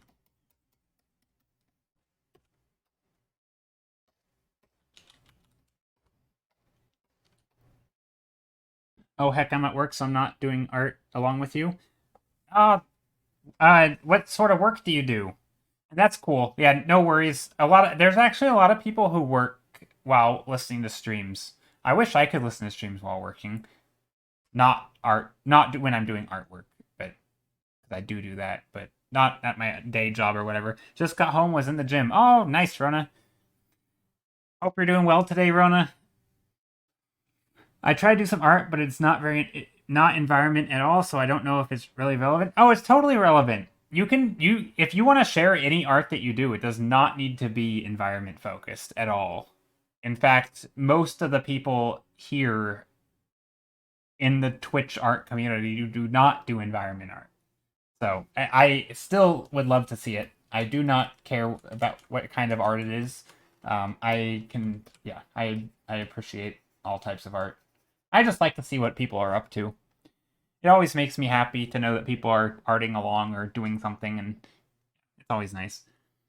And apparently ate some not so great bell peppers. Never buy bundle packages in Europe. Somehow they're always bad. Are they? Interesting. I am doing an art commission right now. Just polishing line art. Oh, nice. Very cool. Very cool. Line art. Yuck.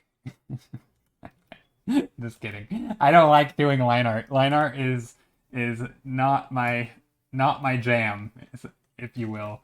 As you can probably tell by the way that I paint. No, I have an appreciation for people who can do line art and who enjoy it. But I am not one of them. It drives me insane. I feel like I don't know, maybe it's just I don't like prolonged gratification. I like the instant gratification, and line art for me is too slow. And so I'm just like, I just want to slap the colors down and yeah. I'm just sketching. Hey, Luna XD, how are you? Wait, I feel like I know your name. Luna XD. Where do I know your name from? I don't know. Anyway, hello. You're just sketching your OCs. It's been lovely to listen to your streams. I mean, wow. Oh, well, thank you for being here. With my trying to narrate what I'm doing. Also, I work in the scholarship office at a university. Oh, cool. I think that's cool. Seems cool. I like that. maybe there's going to be some little plants and stuff back here, just to kind of continue the scene from over here. But I do feel like, oh gosh, see, now I'm thinking about composition. And what I don't like is that if I have light coming from this direction, I don't like that the light doesn't really, like, the light's going to be shining on this, and it doesn't... Part of me feels like this thing should be scooted over, like, here.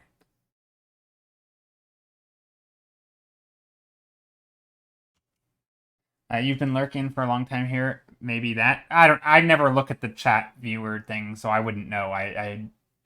It says your first time chatting here, so I don't think I recognize you from this stream. Maybe you followed a while back or something and I remember the name. I don't know. Could be that. But anyway, hope you're doing well. You don't like line art? That's that's so much of a security for me. I can redo my line 60 times until it's good enough. I feel like I could never have as much control with brush stroke. I mean, I feel like it's the same though, right? Like, you can redo shapes 60 times if you need, right? So as long as you're starting... what did I do here? Oh, crap. Whatever. I'm going to go with it. I goofed up. I accidentally duplicated my... Oh, no, I didn't. Okay, never mind. I'm confusing myself. But yeah, so I can... If I'm trying to draw a shape, right, I can just keep on painting and adjusting the shape until I'm happy with it, right? If I want to make, I don't know, a circle, right? I feel like there's a, I can just carve shapes out. Maybe this is gonna be a rabbit or something. Again, I'm just using rabbits as an example, right? I can carve this shape, but just as if this were line art, I can carve the edges of this, make it absolutely perfect. I could make the ear the exact shape I want. I could see not feeling like you have control, but I kind of feel like it's in some ways the same, even with things like, making the silhouettes, the poofy hair in some spots or something. Like, I feel like I have quite a bit of control over how I do stuff. Maybe there's a foot over here, maybe there's a tail and it has little shapes. So, I mean, it's certainly a different way of thinking. This doesn't look like this silhouette of a bunny. Okay, so, like, maybe now it looks like a Pokemon. Anyway, so, like, that totally looks like a Pokemon to me. But anyway, you get the idea that I'm... So, yeah, so like, this could be the silhouette, right? And then from here, right, you could do iterations on this forever. But then from here, you can just start adding light and shadow, right? You could be like, oh, well, we have a light shining down on it. So there's, there's this soft blue light that's going to light this fur. And maybe if the fur is, so we can start to get some of the light, right? You could get the tail. Maybe there's this thing, their legs, right? So you can just start... I don't know, and then you could spend forever on this stage too, right? You could keep carving out the shapes. So to me, it's kind of the same. I feel like there's something about thinking about values that if I want to add some light or something, again, I don't know what the shape of the bunny is. Maybe there's going to be a nose here. I guess it's a different way of thinking for sure. I don't know what I'm doing here. Something like that. Maybe these are the eyes. This looks creepy. Okay, I just made a really creepy bunny. That is extremely creepy. Okay. We'll give it a little nose. Doesn't look like a bunny. That looks like something weird. But yeah, line art's never been my thing. Definitely. Never been my thing. But that's okay. It's just different ways of working. I think for me, because I do a lot of environments, that's kind of what I prefer. Oops. I tried to get rid of the bunny and brought it back on accident. Because I do a lot of environments, a lot of the stuff that I'm doing is sort of... I have to think in terms of big shapes, so I'm not going to be drawing every leaf. So it's like, here is a mass of trees, right? It's like the tree needs to be readable against the backdrop. I can detail the trees later, but if this is a tree, I have to be able to see it against the sky. So that's the only thing that matters. I'm not worried about the outline of the tree right now. I'm just worried about, does it have a contrast? And I think that's why I paint in big blobs, is because I can represent that whole tree as a big blob, and it doesn't need to, I don't have to make any decisions about the actual shape or form yet. I can just represent it as a blob. But yeah, this painting for me is having some issues. Mostly with the lighting. I'm trying to figure out how I want to do the lighting. And I feel like the focal point should not be on this side if we're shining a light here. Wild Blue Studios, welcome in! How's it going? Welcome, welcome. Hope you're doing well. Chick Sleazy, thanks for the follow. Wild Blue, how are you? How was your stream? I assume you were doing portfolio reviews. I think that tends to be what you're doing. I don't know if you're going to stick around, but if anybody who is coming in with the raid would like to say what you were doing, and yeah, how did stream go? How was your stream? Oh, I should probably remove the countdown is done thing. That doesn't need to be up there. Sworat, hello, welcome in. Rated B. Yes, it was portfolio reviews. Nice. Anyone who came in with the stream would like to share some art? I'm not doing portfolio reviews, by the way. Hey, Spiritless Wolf, welcome in with the raid. Yeah, definitely do not need to, I'm not doing critiques, but I would love to see anybody's art if you'd like to share. You can just drop links directly in chat. I always like seeing what other people are doing. But anyway, my name is Joe. I do a lot of environment painting. Today I'm doing a lot of very blobby, basically idea sketches. I didn't have an idea or a theme at the start of stream, so we just started out with random colors.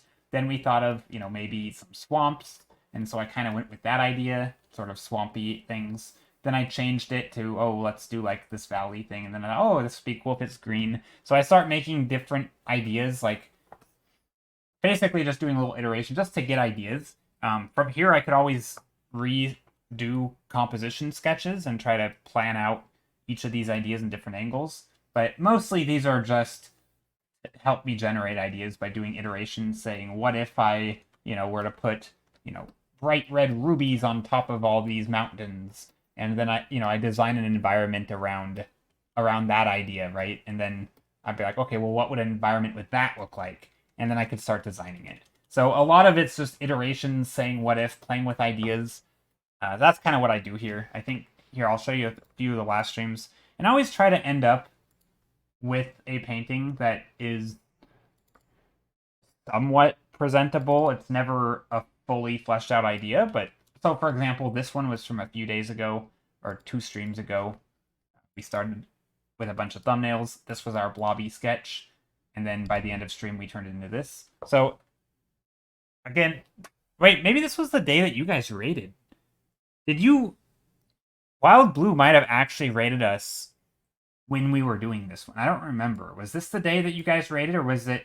Because this was like last... No, I don't think it was that recent. But you guys raided like last week. Anyway. The lighting looks so nice in these. Oh, thank you. I appreciate it. Let's see. What else? Yes. Okay. Maybe. Ooh, okay. Swoorat's posted an ArtStation link. Let's see. Ah, these are so good. Fan art. Oh, I like how you have little, like categories for all your projects. I feel like I guess this is probably more of a portfolio than a... I mean, that makes sense. It literally says portfolio, but... Ooh, this is cool. So I'm not sharing these on screen. That's kind of my rule, unless it's someone specifically, like the artist who rated us. So, for example, Wild Blue specifically wanted to share their stuff. I'd be up for that, showing that on stream. But I tend to not show the stuff on stream. Oh, these are so good. Yeah, all of this is beautiful. Dang. Really, really cool stuff, Swoorat. I'm a little jealous. Not gonna lie. A little jealous. Super good stuff. No, not really. But that is very nice. Thank you, very kind. So yeah, we're also gonna vote in about 10 minutes on one of these to try and turn into things. I guess my stream, if I had to sum it up for anyone who's just coming in, I think I would just sum it up as sort of exploring ideas, trying to come up with ideas and turn one of our ideas into something that is somewhat presentable. And I think this is sort of maybe caters to the person who doesn't want even know what to paint. I oftentimes never know what I want to paint, so I sit down at a blank canvas and essentially figure it out. And yeah, that's how I can try to just stay consistent with streaming, is because it doesn't matter if I know what I want to paint that day, because that's the whole point, is I'll figure it out. I've been trying to unlock environments too. Yeah. I mean, you certainly have. I feel like surely you have an environment in there somewhere. I hadn't looked through all your stuff, but you seem like you have the chops. If is that the right way to say that? I don't think I've ever used the word chop before, but yeah, you know what I mean. Barely. Okay. I actually liked the idea of that thing I was just randomly talking about with like the red. What if we made this like an entire valley but full of emeralds or different colored gems? I sort of like that. And what would like a house in that area look like? Oops. So what if I merge these, copy, paste, and I'm just gonna take this idea, I'm literally gonna slap in red up here. Be like, these are catching the light behind it. And then there's gonna be some, let's shift color down here.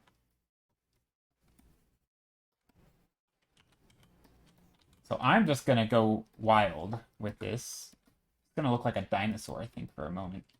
But let's rework composition maybe a little bit. Maybe we have something like this, where we have shapes that way.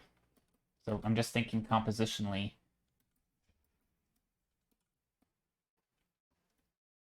Maybe some red there. I think I want to change the scale a little bit. Stuff like this. So I'm just trying to play around with shapes, establish a mood, and I definitely want a different mood than I had before. I should probably get some references as well, but I'm not going to. I made a big fantasy world for a portfolio project, and now I never run out of things to draw. Oh, that's a good way to do it too. That's a really good way to do it, is come up with an entire world. Yeah, we had a community world building project a while back ago where we called it Wild West Witches. Now, do you usually color pick when you do these? Color pick from my existing image, or what do you mean? I mean, like, or from something? I find with colors, I don't know, I don't think I'm an expert at colors by any means, but I find if you mix your colors and you think of colors from in terms of lighting, you can kind of mix your lighting. So like if you think of like a red object with a blue light, how is that gonna? So if you think of mixing colors like that, you tend to get the colors that work well in your scene. Like if, for example, if you have an entire room, right, and you blast it with a blue light, everything's gonna have a little bit of blue in it, and so it kind of automatically sort of looks okay, right? Because it has a consistent lighting. And that tends to be how I do it, especially with environments when you have, a strong ambient light, which is typically the sky, or you have a strong light, a strong directional light source like the sun, right? So I do not color pick. I typically don't have any references at the start for colors or anything like that. I mean, technically I start with no references and then I gather them as I figure out what I want to paint. So like I said, this isn't so much me having an idea of what to paint and then I paint it. It's figuring out that on the fly. And then once here in about 10 minutes, once I decide to paint one of these, that's when I'll go and get references. If I feel like I want to.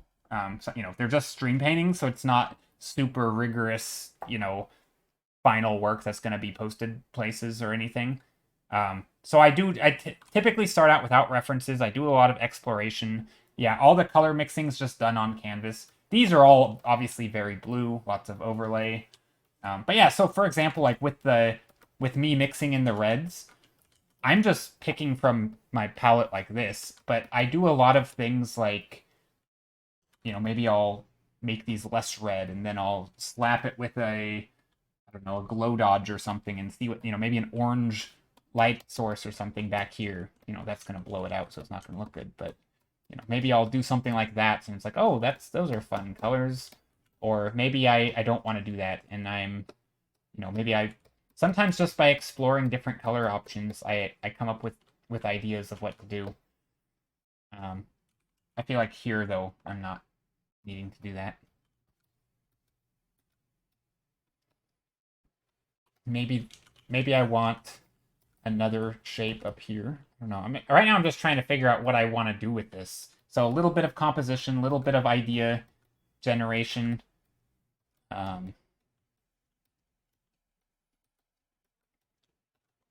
These could almost be... I mean, see, now this looks like a giant tree, right? I was thinking like emeralds or something. Or not emeralds, rubies. But now I'm thinking something totally different. This almost looks like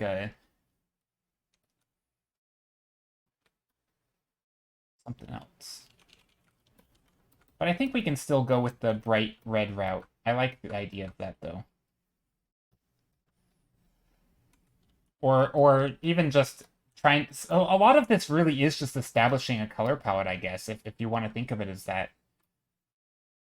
Maybe I want to bring in some darker colors. Maybe the blues can make their way. So I guess I do a lot of this, right? A lot of color mixing where I take like a blue color and I just paint directly over, like directly into the shadows. And through this, it's you know, it is ruining my values, but I'm not at that stage where I care right now. I'm just simply trying to establish a color palette. So maybe, you know, these blues work their way into the shadows. And then maybe, do I want to keep the greens? I don't know. I haven't decided yet. But I do want to keep the red. I like the reds, and I think the red and the blues look nice. So I'm going to probably keep that. Maybe I want to put some of that blue down here into the shadows. Kind of like the idea of these being different little mountains. And this is like a huge mountain range. And these mountains have little bits of dark red down here, sort of leading your eye up. And then the red's really going to catch the lighting up here. I feel like that's a fun way to do it. So now I want to design these shapes. You making me want to do environments? No. That's very nice of you to say. I mean, do it. Do environments. Everybody should do environments from now and then. Or, wait, everybody should do environments every now and then. That's what I meant to say. I feel like environments are... Honestly, I mean, I think that goes with all types of art, though. I think everybody should do all types of art. Because there's elements... Like, for example, I feel like environments... Obviously, when you're trying to add depth and, you know, you're practicing your fundamentals and you're getting your perspective and you're describing your forms with lines and values and directional lighting and all that.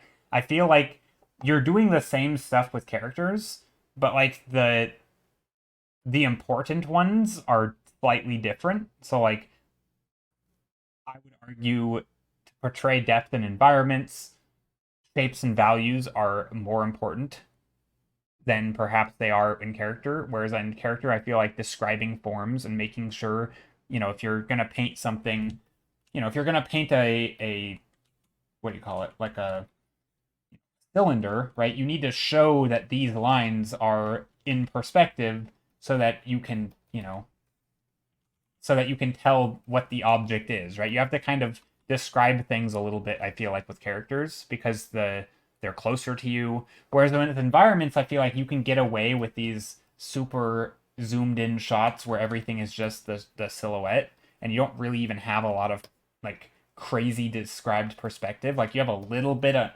underside of a thing here, but like you don't have to describe every single rock in this mountain. Like it's not that important because you have just the big impact is already reading. So to me, I feel like this stuff is more important in characters, and this stuff, the values like atmospheric perspective, that's more important here. But they can still exist in characters, so I think it's still good to practice, say, environments to start, practicing overlapping shapes and doing that kind of thing. And it's still good to do characters to practice this kind of stuff when drawing characters or whatever. I don't know. That's kind of how I think about it. And I feel like it's all the same stuff. It's just ever so slightly rearranging the importance, Like, obviously, anatomy is not the most important thing in environments. Although you could argue the anatomy of whatever it is you're drawing. So, like, understanding the forms of a tree or of different types of trees could be important. That way you're not just making the same, silly looking tree that you drew as a kid or something.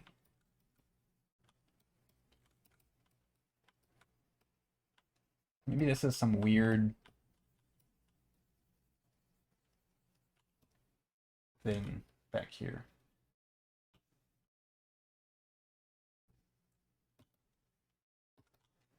Do I like that? Yeah, I think I like that.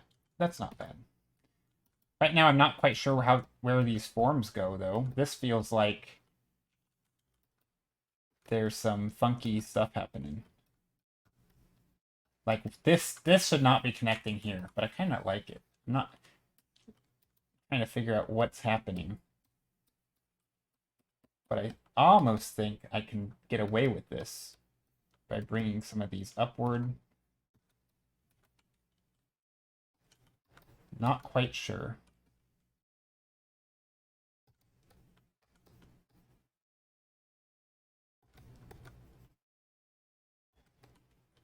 Kind of cool. I like this green down here now. So I didn't care for the green earlier, but now that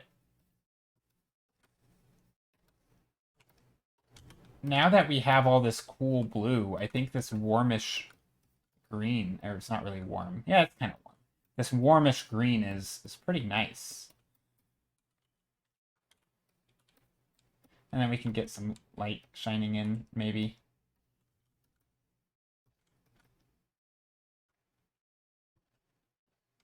And we can still put some of the red rocks down here.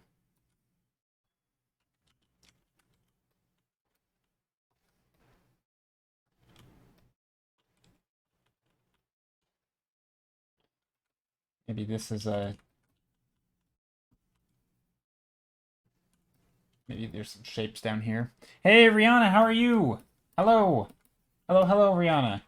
So yeah, I think this is kind of how I tend to approach environments, is I do a lot of iterations, right? I might start with something like this, and I turned it into something like this. So it's a different idea, but a similar theme. So I can stay on theme, but try different things.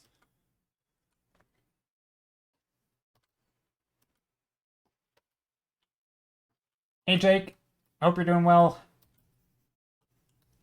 Oh, yeah, that's not bad. I do feel like I want some nice sunlight to come in here. So let's try a glow dodge with an orange. I have a hunch we can get some really funky lighting. I have a hunch it'll work. Hey, Stefan, how are you? I assume it's Stefan. It could be Stefan.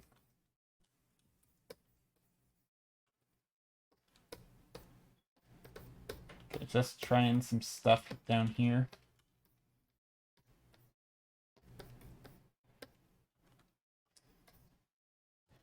And because I'm still so early in the process, I feel like I can get away with just these crazy color adjustments if I want. I don't know. Ooh, actually, I like that.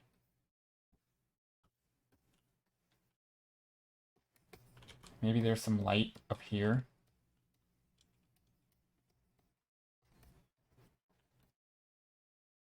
Could be a thing. These could be light in the background. I don't really know what's going on with this light under the tunnel, though. I'm not sure if that's a good thing. Could also bring in lighting back here. Just change the values. I mean, that's kind of cool. I sort of like that. This light could kind of come down here a little bit. And then maybe this is a little bit more blue. So like a gradient as we go back. That could be not bad. Something like that. Doing good, how are you? Those are looking great, by the way. Oh, thank you. But yeah, I think I want to go with this. And this is something... I think this will work. So I'm just going to use these light sources that I just put in. It's just super bright light. And so yeah, this is... So like right now, I'm actually picking new colors, right? I'm kind of coming in here. Some of it's going to be this orangey color. Some of it's going to be that bright red. It's going to be that blue.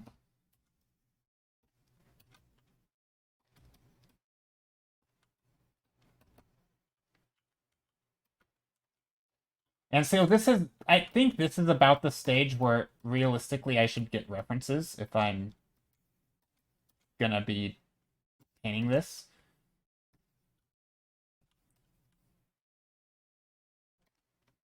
I'm sure there's some good references for sunlit mountains with, you know, different rocks, and, you know, I could come in here and paint all these rocks in different ways and start thinking about the bounce light and, you know, what temperature is the light going to be in here if these rocks have a certain color and there's light coming in, and, you know, maybe it's a green or something, or I don't know. So this is where I think I should probably stop this thumbnail. That way, if we want to continue with it, I have a clear path forward, which is go get references, or at least something so I can... Also, it's just good to work in like a mini study into whatever I'm painting.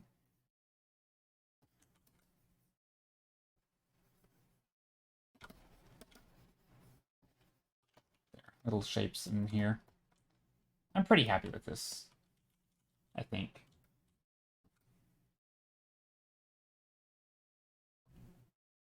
Maybe there's little rock ledges on the side. I'm loving the red and the lighting. Yeah, I think the red's fun. I don't really know. Again, I haven't like done any material stuff to this, so I don't really know. I guess it's just gonna be some sort of rocks or crystals on top, which is kind of cool. You know, maybe there's some light back here. Maybe these are also... I mean, there's definitely decisions to make. Like, I'm not sure about these two peaks back here. I feel like they're kind of maybe just not even... shouldn't be there at all. But then I have the issue of nothing back here, and it feels kind of one-dimensional. So maybe I just put one of those peaks back here or something. I don't know. I'm not really sure what to do here, but this is... I have some thinking to do on this one. Anyway, let's vote. I have a hunch that one's gonna win, but we'll see. I never really know. Okay. I'm going to merge all of these so I can rearrange them. It needs a cat. Maybe. Yeah. Crystals where the sun touches. Yeah, pretty much. Okay, let's move these around. So I'm going to delete some of these. I think this one, whatever number that is getting deleted because I like this one better. That one can go over there. I feel like I should delete one of these two, but maybe not. I mean, they're all very similar. I don't think I like this one. This was the first one we did. I'm going to delete that one. And then I'm going to put this one in its place. There we go. That works. So now I can bring in this.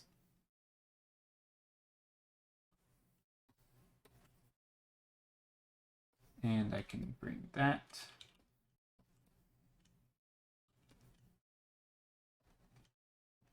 There we go. I'm going to make a straw poll, and then we can vote, and then I'll work on one of these till the end of stream and hopefully turn it into something and actually develop the idea. I'd like to find a painting that I'm going to, put a lot of time into and make it into something nice. And honestly, I feel like number 1 could be that. It'd be nice to have some sort of story, though, so I can design the shapes and have some sort of clear shape language to this rather than just making rocks that I think look cool. There could be like an intent behind it. And I don't have that right now, but I think that we can get there by the end of the stream if we end up voting for one of those.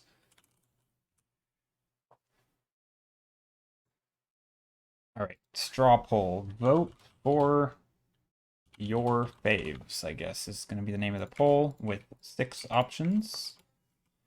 Allow selection of multiple options. Yes. Create poll. There we go. Go back to Twitch. All right. There is the straw poll. If you would like to click on it, you can then vote. You like the sky of 2? Yeah, it's not too bad.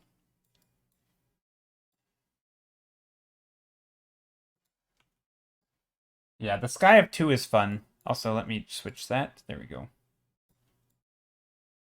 Ah, there we go. Trying to position these on screen. All right, so there's that. I'm going to pin one of these to the top.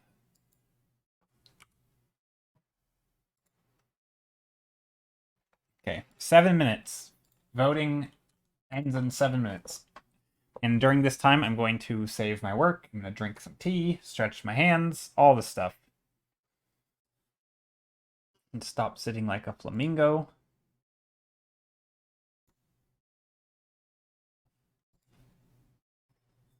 Rihanna, how have you been? I feel like it's been a while. I hope you've been well. I hope everybody's doing well today. I never know how people's weeks are going, or if people. Okay, I always have a weird work schedule, right? Because I work on the weekends, and so this is kind of one of my days off in a way. I mean, I stream, so it's not really a day off, but you know what I mean. It's kind of a day off, and because of that, I never know what. I mean, I assume most people are working, right? Either working on something, whether you're doing art or you're at work, maybe, or who knows, or maybe you've already got home from work. I know we have a lot of Europeans in here, a lot of people who are already home. You're off Twitch for a bit. Okay, yeah, I felt like you were. It's funny sometimes because I didn't stay up to date with your updates, but yeah, I feel like it's been a while. Anyway, I hope you've been doing well.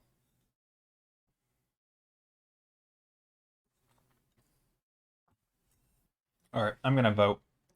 I like that one. No, I think I like number 1 maybe, and number 2. Number 1 and 2 are good. Honestly, 5 could be fun too. I like the. Gosh, I don't know. I'd actually be happy with working on any of them.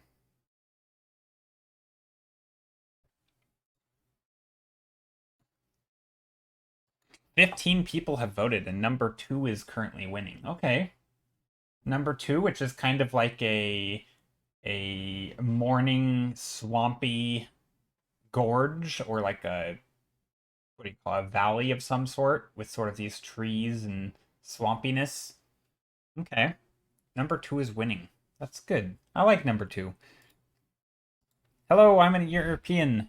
Hello, Witchy Wonka. Yeah, we have a lot of Europeans in chat. Honestly, we might have more Europeans than Americans in here, which would make sense because Europe is pretty big. There's a lot of places in Europe, and so that would make sense. But also the time zone I think tends to bring in Europeans because most Americans are either at school or at work or something. So that's pretty common.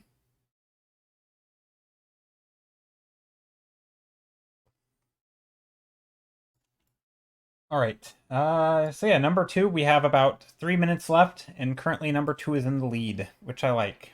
Number one, honestly, I'm happy with both of them. I was thinking number six would be fun if I combined it with the like that greenish color of number five. My only issue with number two is that I think the perspective is way off. I think it feels like we're looking, part of it makes it look like we're looking downward, and then the other part, I flattened everything out. So I'm gonna have to sort of bring back in that perspective that I wanted in number two. Ooh, let's take a look, Rihanna. Ooh, this is really cool.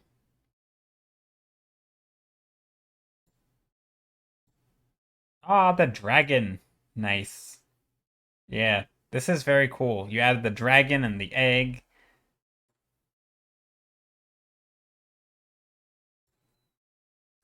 This is cool. I like this, Rihanna. Very neat. Some photo bashing and painting combination. That's fun. I like that. I like I like the green hair piece. I can't tell if that's in the photo or if you added that or if that was like in the original photo. But I like that it has both the green and the dragon, and there's like the green accent from the dragon and the head piece. I like that. That's cool.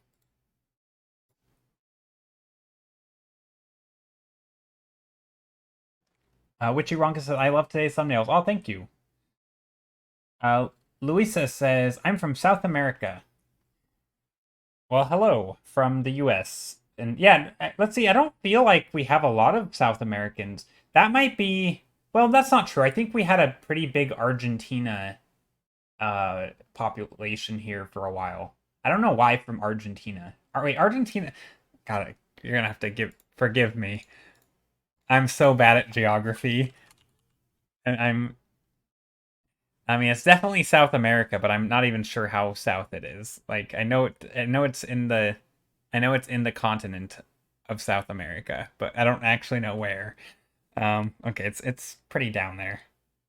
But anyway, yeah, I think we had a bunch of people from Argentina, and I don't know why, and I don't know how that like pockets of people from certain countries are larger on Twitch, but I feel like there was a big Argentina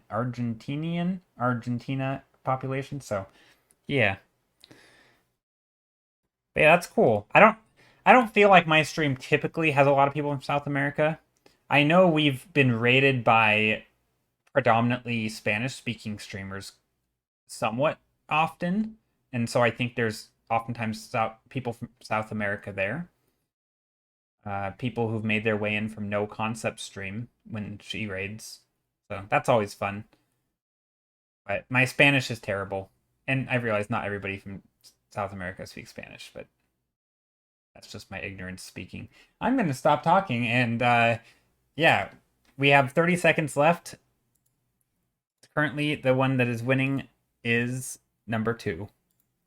Nice. Okay, we're going to go with number two.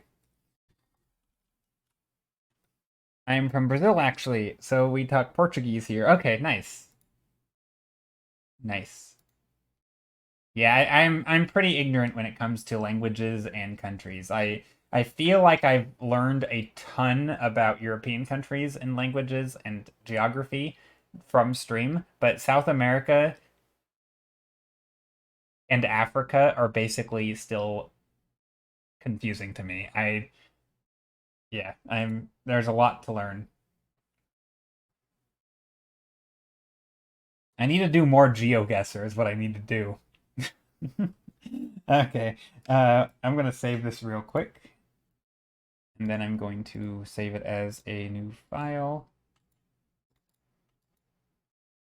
404. Nice. But yeah, that's cool. I definitely don't know any Portuguese.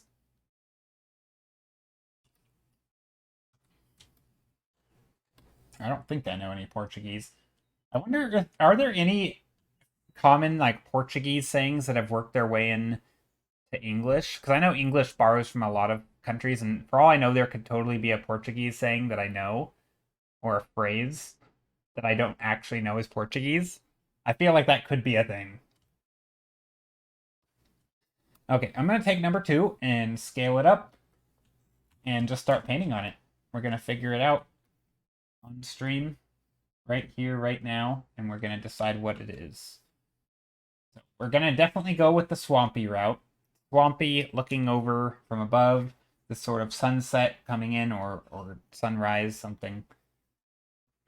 I okay, sunrise versus sunset. Here's a topic.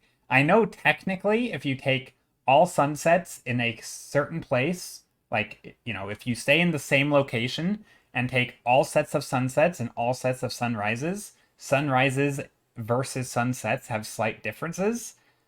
But once you start moving location, right, the sunrise of one spot might look like the same as a sunset from another. And I feel like it's almost impossible to tell a sunrise from a sunset. I know technically there are like, oh, well, sunsets are more red and sunrises are more, they have other things and there's like these qualities. But I feel like on their own, you can't actually tell. And if you can, I don't know. I don't know if I believe it.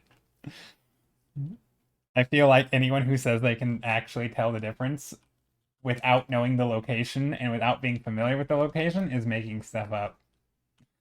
I don't know if that's actually, I don't know. That's just my hunch because I feel like there's too much variety.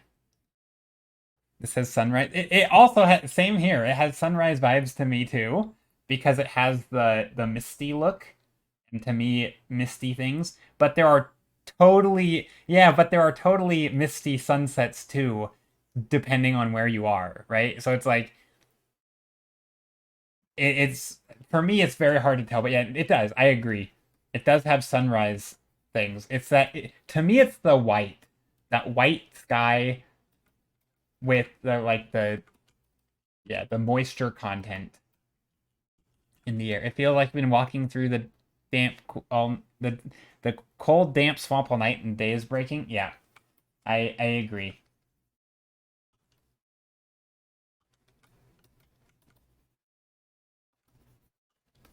Okay. So, well, this isn't gonna, in the end, I don't think this is gonna feel like we've been walking through the swamp because I think we're gonna take a vantage point that's quite high up. But what I am gonna do is just come in here. I don't know.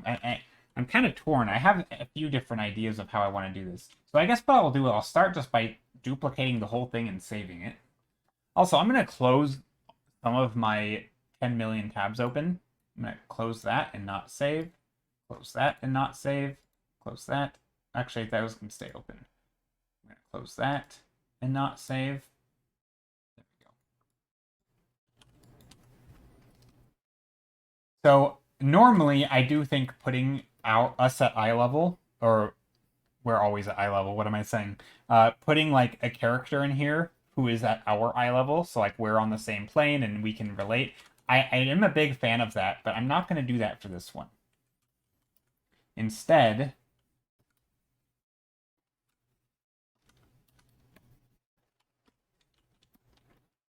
I'm going to try to establish a look where we can see a little bit of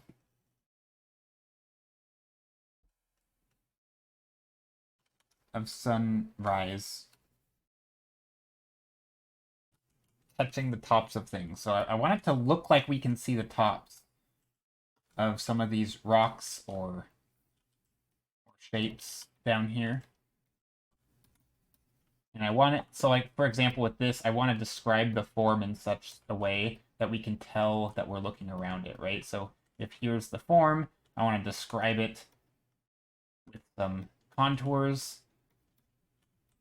So I'm drawing the contours like this, right? So that we can see the tops of them. So I'm using a lot of these lines Whereas up here, if our eyes are up here, then I want to be describing forms up here like this, right? Where we're seeing the underside. Because, right, I wouldn't be doing this, right? This would be the wrong way to do it, because there's no way we could see the underside of this if our eyes are up here, right? Unless we tip this towards us. So I'm trying to keep the contours of these things in check, just to kind of create the illusion that we are looking down at stuff. Siren Knight, hi, how are you? Hello.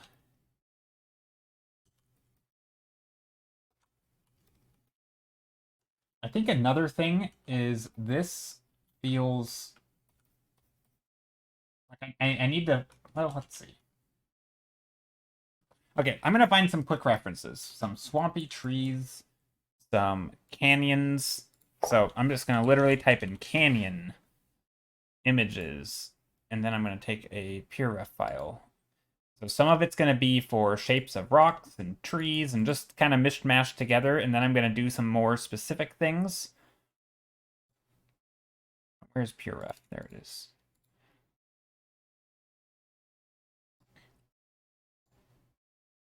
Whoops.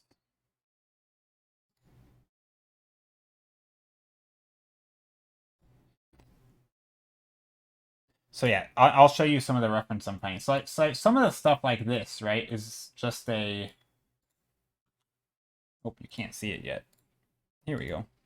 So some of the stuff like this, I think, is a good reference just for a canyon overlooking, where we can see the top of this. And I think this is a nice reference for, honestly, just perspective. I mean, I already know kind of what I'm doing with perspective, but this just sort of gets me to the illusion a little quicker to make it look like we're looking down at stuff. Obviously, I'm not going to copy the composition or anything, but I mean, maybe a little. Who knows? Probably not. So yeah, stuff like this can be really nice, but even just for like rock formations. But then I'm gonna go find some images for swamp trees. There's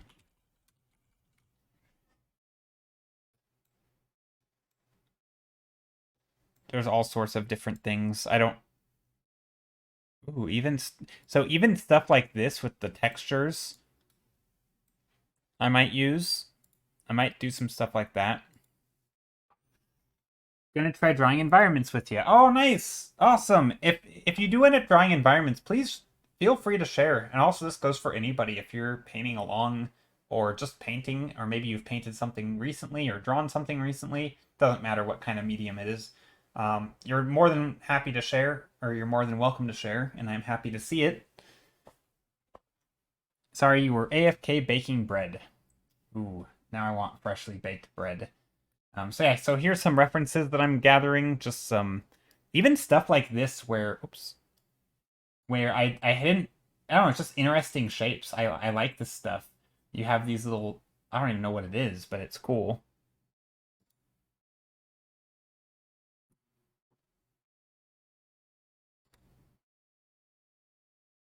What kind of tree is this, I wonder? There's a lot of them where these hanging down stuff. But there's a lot of really cool swampy looking trees.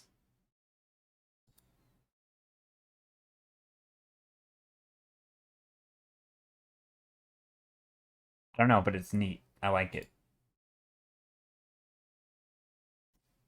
Let's see, what else can we have in here? We can do like a canyon sunrise. Canyon sunrise. Just to see if maybe there's some color palette things, similar color palettes to what we're working with. Probably not, honestly, but we might get an idea for lighting effects in the sky, or... Ooh, so I found this one. Hopefully it didn't lag me right there. I just copied a big image. So I just found this image. That's quite nice. So this is a nice one for like sky. I don't know if I'm going to put a lot of sky stuff, but it's a good separation of, maybe I want to get this lens flare thing in here. That it's not leaves from the tree. Oh, okay. It's from the flood. Okay. So it's that. Okay, so that's not from the tree. Okay, I see. But it would still be. We could still paint a tree like that. So even though that reference is not leaves from the tree, we can pretend they are, right? Because it does make cool forms. It totally gives a swampy look. But yeah, I kind of had a hunch they might not be. It looks like you have some flare from the sun. Yeah, and it's kind of cool, this little lens flare. I mean, I kind of have a little bit of that already looking, but it's kind of nice to see. I mean, obviously, I'm not going to use the Grand Canyon as a, as like this isn't going to look like that. But I think sometimes just having references like this where you start to think along the lines of that, it can be helpful. Anyway, I think that I have enough to work with here. And I'll probably ignore a lot of it, to be honest. But I do like the idea. So one of the things in the photo is the idea that this part can have like a little shore type thing. And I like the idea that down here, we're just basically looking straight down. So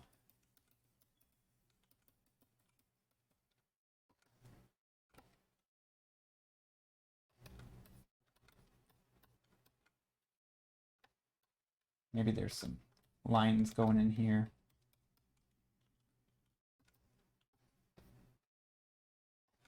I'm just gonna merge a lot of these. I'm gonna kind of merge my layers and just start painting directly over the top. I think this big tree right here is not necessary. But I also want to put a lot of this stuff. I want to make this distance back here.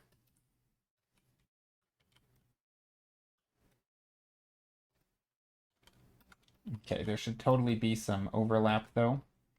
There was initially in this painting there was some nice orange colors in these rocky areas. And so I might try to reintroduce some of that.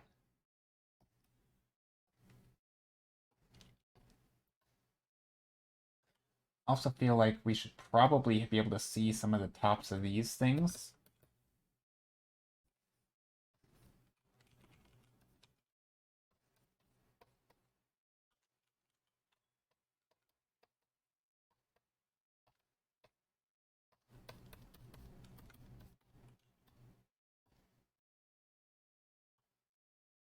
Same thing over here, right? I feel like this stuff should all be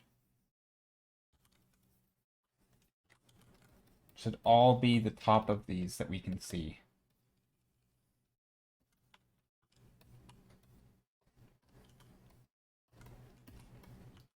So now we kind of have a canyon-y looking thing.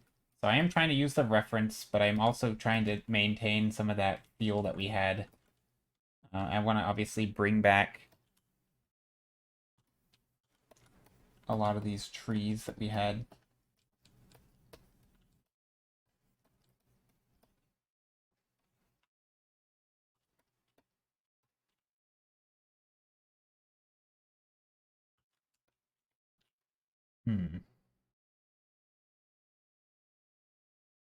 I'm curious what would happen. I stand your art, good sir. Aw, thank you. I appreciate it. I appreciate it. How are you, Sazku? Is that your name? I'm curious what would happen if I don't like it when the perspective goes straight back like this. I think it looks bad, so, but I want to try it. What would just happen if I changed the composition here? It's gonna look terrible, but bear with me.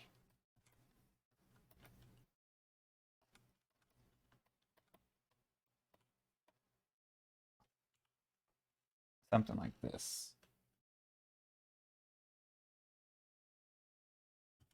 I think this is gonna look terrible, but again, just curious. It might be okay, actually. I don't know. I'm still on the fence here about what I want to do with this. I mean, it's kind of okay. This can be overlap here. can still have trees coming down. And we can have trees up here. But these trees should be, we should be seeing the tops of trees up here.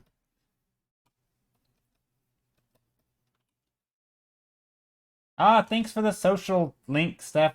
Steph, how are you doing? How are you doing? How's your day going?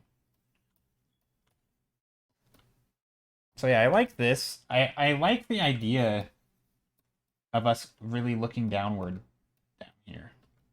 Again, I don't know if this is going to look good or not. But a lot of this is just kind of a little bit of trial and error, I guess. We could put some of the lights over here, but I don't know if I want the light to come this way. We could put a little bit, I guess. Maybe? Maybe like that. That could be fun. Also, maybe get rid of these top tree things. I don't know if I want the trees breaking the ceiling. Gotta think about it. We're turning this thing into a swampy dying in Zelda. So I'm good. Nice. Back from lurk. Happy lurkin'. Okay, let's.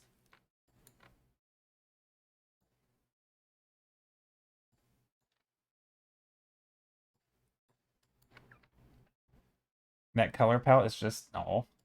Thanks. Yeah, so I oftentimes I think you were probably here. I don't know when you popped into the stream, but yeah, I do a lot of stuff like this where I start out with these thumbnails that I'd make, and then I realized you can see my screen. But anyway, so yeah, I do a lot of this kind of thing.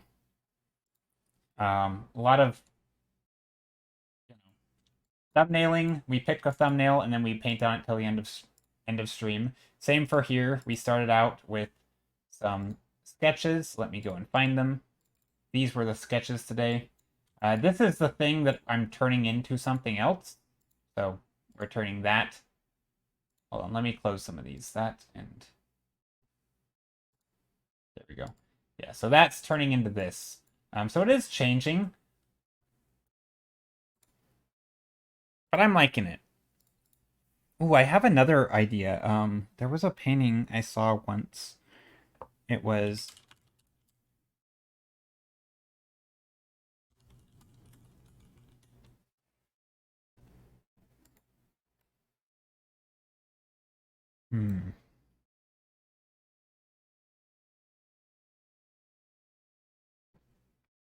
where was it? There's an image I saw once.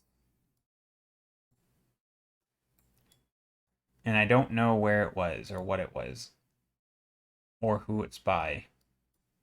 But it was, oh, gosh, I can't think of it. Anyway, it was kind of a morning scene though. It was like a canyon valley morning something. It had a name of like something with heaven or God in it. I don't know. But that doesn't really help me when trying to search for an image.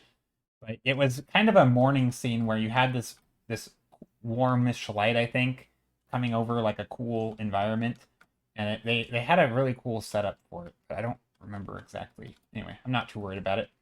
So, but I think it'd be nice to sort of lean in. Oh, I don't know why I'm painting on the thumbnail. Let's lean into this. I started painting on the thumbnail again. But yeah, I want to make it look like the light is over the top of this, and maybe there's something in here where it's touching the top. And I don't know how to do that in a good way. I kind of want to just keep on.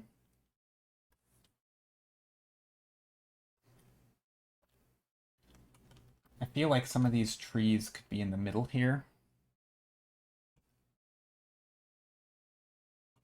See, I think the issue here is that a lot of these trees feel like we are looking from, not from above. It feels like we're looking directly at the side, and we shouldn't be looking from, we should be looking at them from above, right? So like if here is a tree, this should be the leaf pattern, right? Like we should see down into the tree.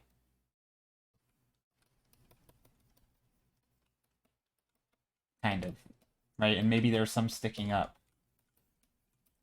And that's a hard thing to paint because I haven't planned out my values yet. But that's okay. I'll figure it out. Part of the fun of this to figure out how the heck to paint what we want to paint. So let's just add a nice cool blue to the whole underside of all this. I don't want it too dark. I do want there to be nice light and blue. Steph, don't change colors. I can't find a good photo, but I have been in Kings. Kings Canyon. Ooh, that is nice. Oh, that's a good one.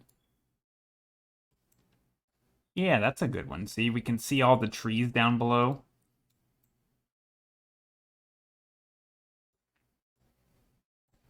Yeah, that's a really good photo. Super beautiful. Yeah, I mean, I don't want the trees to be that small, but yeah, that's a good reference photo. Just sort of how the shapes of trees down below might look, especially in the sun. Or not in the sun, but the morning sky. Or the morning, yeah, morning sky shining down there.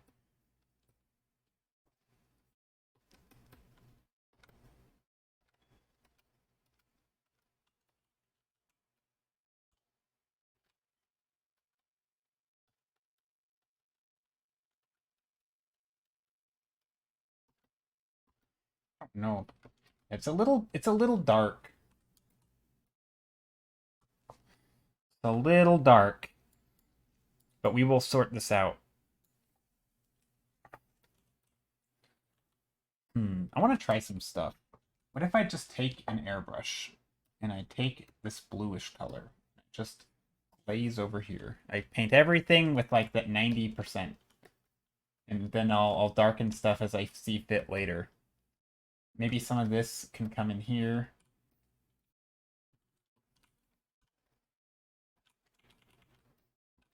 Maybe there's some trees in here that are catching the light.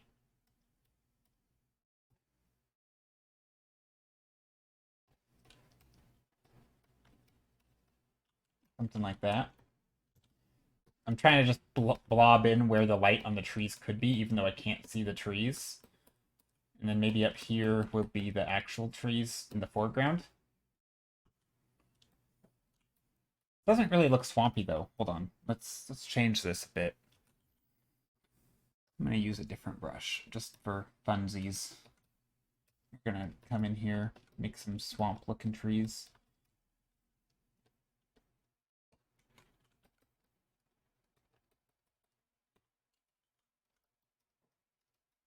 I'm gonna go really, really simple on this.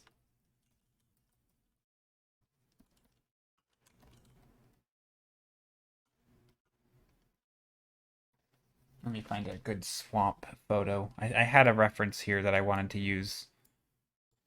Oh, there we go.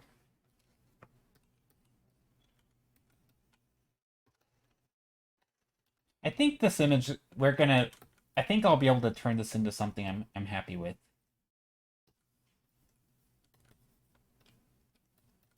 This is kind of looking more beautiful than I wanted, to be honest. I wanted it to look a bit more swampy, and I think I can still make it look swampy.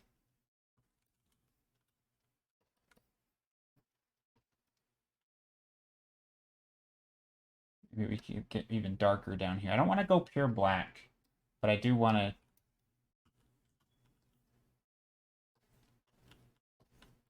show the trees down here. And then this can be... Or maybe we... Yeah, I guess we can put leaves on the trees. But this is a nice... I feel like this gives this sort of combination of this dark blue and light blue. It gives a nice combination of sort of the river and then this weird swampy material. So maybe there's like stuff down here, debris.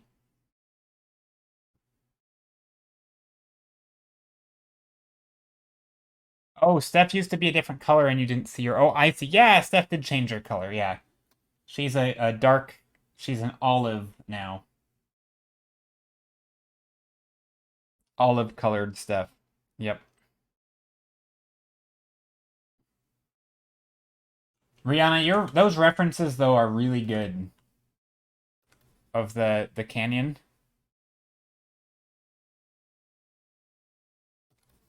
Yeah, that's a really good reference.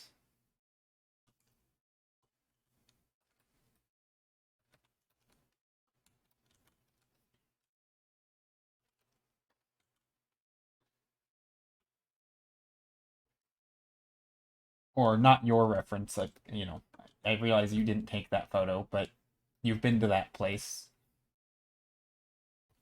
Yeah, it's a super nice place. Okay, so now I want to come back in here and just reintroduce some of the nice colors. Get rid of some of the bright, dark things. King's Canyon is beautiful. Yeah, it looks like it. I mean, it's beautiful in photos. I'm sure it's extra beautiful in person. Okay, so there's that. Trying to add some of the highlights up here. Again, so now I'm trying to figure out how to paint these trees without making them look beautiful, right? Like I want them to look like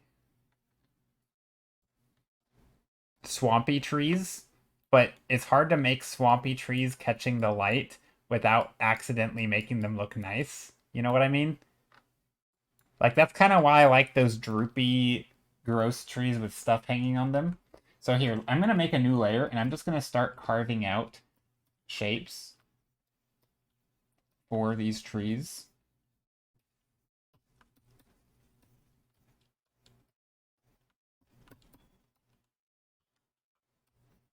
Actually, let's use a different brush.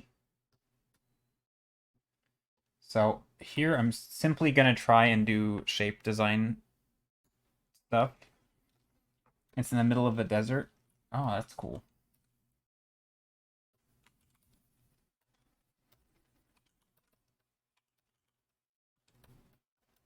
Okay, so these are going to be going here. Purely trying to carve out the shapes of this.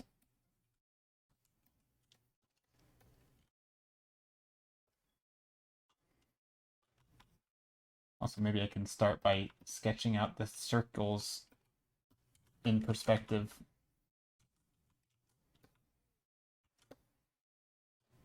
That way, I can bring up this around the edge of the circle. Sounds nice.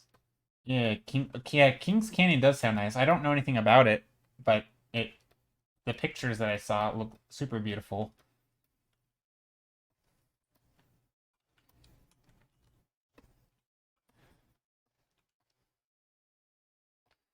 I think some of these here, I want.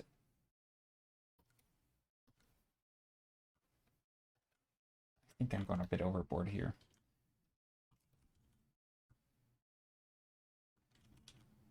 Okay, let me find some more swamp trees. Maybe I can just find like above a swamp. So images from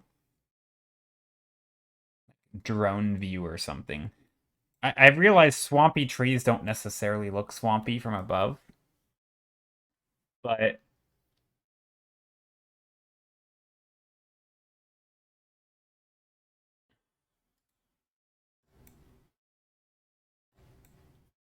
this is where we're gonna have to do shape design and figuring things out.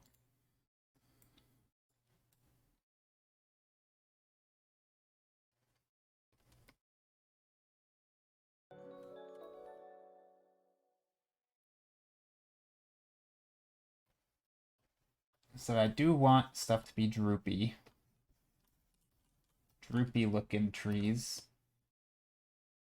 Trying to paint ugly. Yeah, trying to paint trees that don't look nice. But they also have to look good. You know?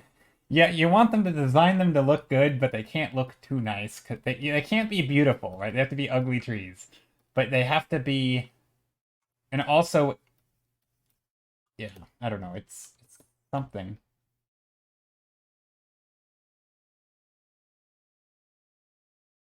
think this is where the shape of these is going to be a big thing.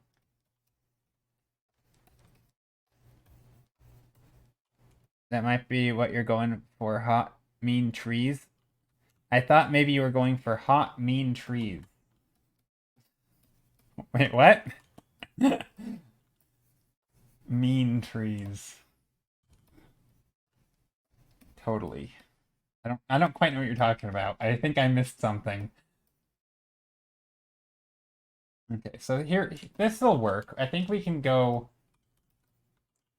Whomping Willows. Kind of. Yeah, kind of Whomping Willow look, right? Instead of pretty and nice, hot and mean. Oh, I see. I see what you mean. Whomping Willow.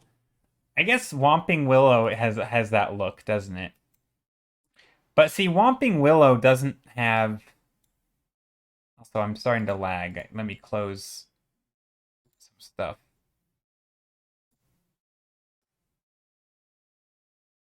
I like it. Pretty and nice trees. Hot and mean.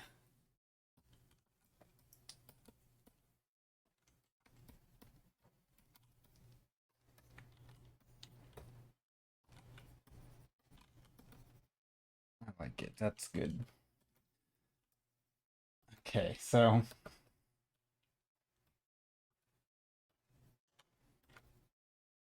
I'm trying to just kind of sketch in enough. I think this is the thing that it was missing. These gonna be some shape stuff here. Trying to carve out the shapes of these drooping, kind of this thing. I know Rihanna said they're not even part of the tree, which I don't think they are, but they have such good shapes where they're like drooping off of the branches, and they're just kind of ugly. I like it. So a little bit of like Weeping Willow look, but more droopy. Spanish moss, maybe. Could be.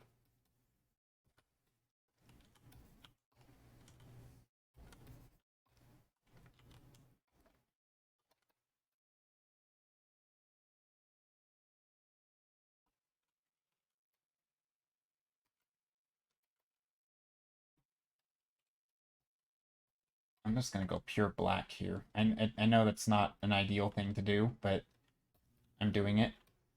And nobody can stop me.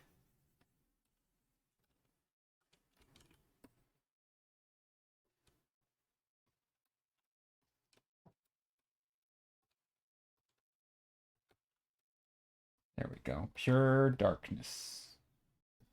And then I can bring in here some of this lighter colors.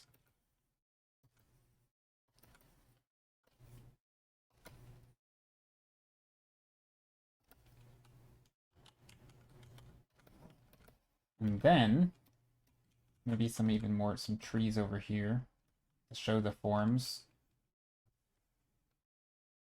Again, showing the forms over here. Something like that. I really like the perspective and color scheme you've got going, Joe. Thank you. Kryzen software on phone decided to go weird and I lose progress. Oh no, that's so frustrating when that happens. Let loose, I said. Let loose. You're holding it to get... How are you, Observer? Hope you're doing well. Trying to get me to read songs or sing songs in stream. I know how it is. I don't know what song that is, by the way. I'm bad at knowing lyrics. Yeah, I kind of like the perspective. It's a little weird, I feel like. I don't think this is quite going the way that I want, but it's not bad. I think if I'm careful about how I do this, I can make it work. Beautiful, Jay. Hello, by the way. Oh, hello! And thank you for the kind words. I'm glad you think it's beautiful. I'm kind of struggling with it, to be honest. I mean, that's part of art. Art is oftentimes a struggle. I mean, you're quite literally doing something you've never done before, and you're expecting okay results, which is automatically a stupid thing to expect because I've never done this, so why would I expect it to go well? Um, so yeah, there's some of that.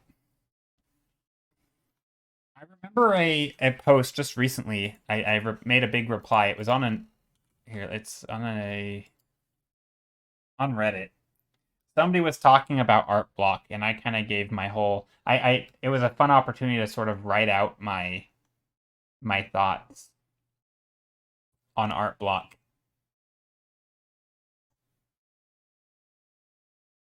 And how whenever I create art, it's almost always because my expectations, or whenever I feel like it's art block, right? It's always because my expectations get out of whack, and then my solution to that is always sort of remind myself of all the stupid stuff that I convinced, or like all the bad ways of thinking that get me to sort of overthink and sort of get my expectations misaligned. So things like reminding myself that anytime I try something new, I'm essentially a beginner again, and beginners tend to suck, so it's okay to have not great paintings. Also things like, uh, there's like most good ideas don't just start good. They take time to develop, so it's okay if you spend some time in that sort of messy stage. Just lots of little things like this that's easy to forget because you sometimes just want to make something that looks nice. So I feel like that happens a lot. And I don't think that's happening now, but it is sort of sometimes I do have to remind myself like, oh yeah, it's just sometimes paintings take longer than others. And it's okay to have it look messy or something like that.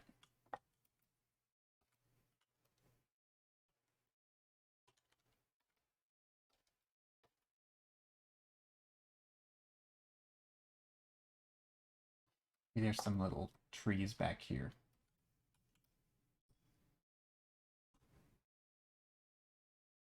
1 hour before you go to sleep. Nice. Is it almost midnight for you? Is that the idea? Or you must be European or living in Europe. Because I know it's 11 p.m. for Europeans. Or for some Europeans. It's probably 10 p.m. for some others.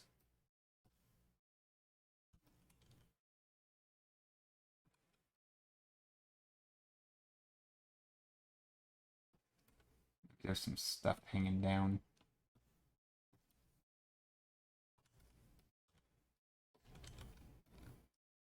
I'm going to use that weird brush here that sort of blends and mixes. And I'm going to just start putting on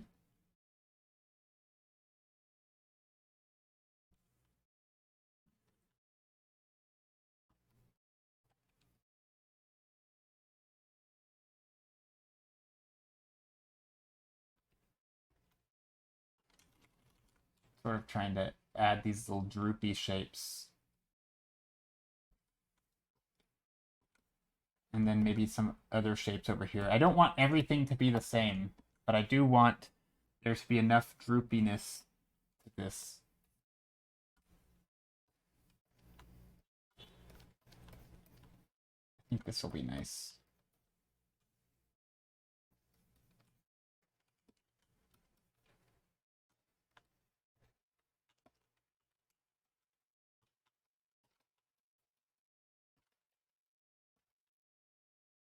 I'm gonna make it droopy. Droopy, droopy. That's the name of the game here. Trying to make these ugly trees. What time is it? But European, uh, European here is almost 12 a.m. Yep. Oh, hello from Romania. Hello. OMG, no way. You have been selected. You've been chosen by Buttspot. Buttspot has chosen you. That's funny, Stefan. I had fallen asleep before we raided you and then drifted off after we raided. Wait, what do you mean drifted off after we raided? Who did we haven't raided. What are you saying? Yeah, no, Buttspot likes to make fun of people's comments. No, it's not a real person. No, it's not a real person. Buttspot's a bot. It's just yeah, it's just silly. Just silly fun.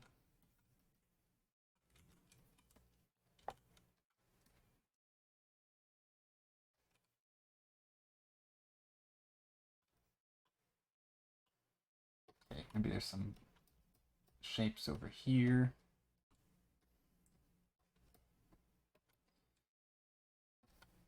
I do feel like I could maybe bring in some shapes over here. It's hard. I don't want to over-render any one of these trees, but at the same time, I also want to show the forms here quite well if I can.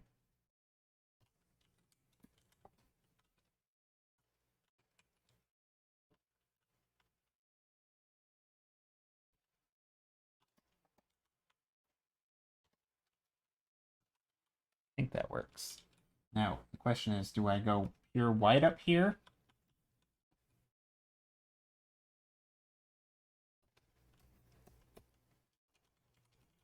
Or do I keep it kind of muted here?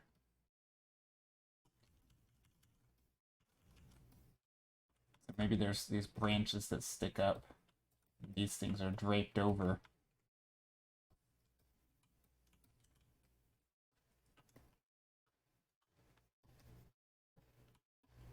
This is kind of a weird painting. I don't typically do stuff like this. But yeah, no, I like it though.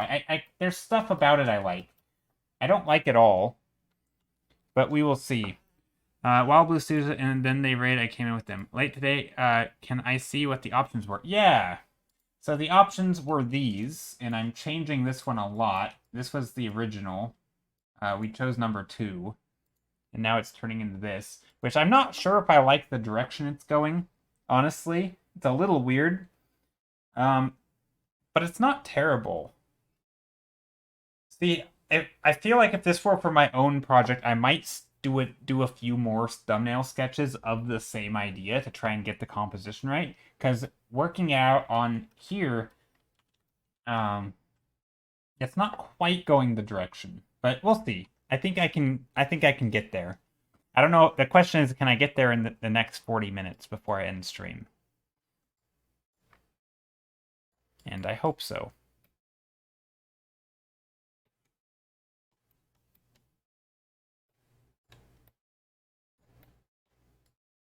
It does look cool. I have to admit, I would have picked 5. 5 would have been cool too. Are you listening to German music? Me? Not right now. I'm listening to maybe it's the symphony and something. It's lots. There's a lot of German and Austrian classical music. Right now it's silent though. I don't know why. I can skip it. There. Now it should be a little louder or something. I don't know. There we go. I'll make it a little louder. Just wondering because it says nicht zu schnell. Yeah, no, it was all this is classical music. There's a lot of German classical music. So probably German. As far as I know, nicht is night.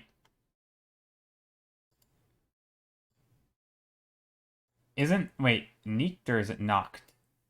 Nicht is not, right? Like not too fast is nicht zu schnell, maybe? Or am I wrong? I'm not actually sure. I don't know German. Night is Nacht. Yeah. So nicht is not. So like it's not too fast, I think. I think that's what that means. But I don't actually know for sure. I'm still a beginner. Oh, okay, I got it correct. Nice. Okay. Yeah, still I'm doing German on Duolingo. Does your work include working with art? No, it does not. Nope. Nope. My day job or night job is not art related. Unfortunately. Not at the moment. It will be eventually.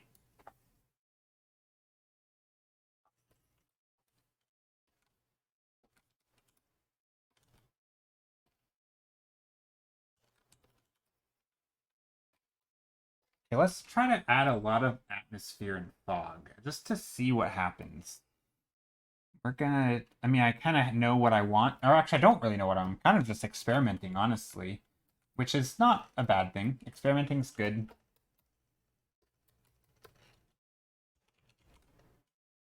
I feel like the trees and their shapes are kind of unclear to me, especially with the... Yeah, they are. They're extremely unclear. They are extremely unclear right now.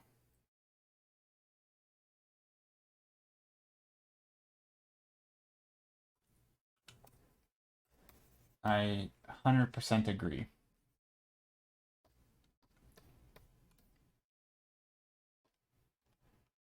And that's sort of my struggle, is to figure out how to make them look both interesting and clear and like trees when they're kind of wonky. And also there's a lot of stuff. This painting might be one that we just call a total failure and, you know, continue on next time. But that's, you know, that's part of it. Although it would be good for me to figure it out at least off stream so that I can learn something from it. Because even if it's not a success, it can at least be turned into a learning option. And there's no reason I can't do that.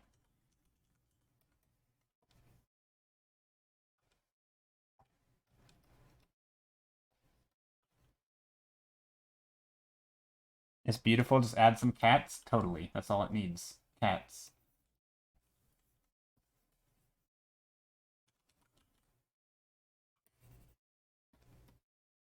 Even like this, like not knowing what's going on in here.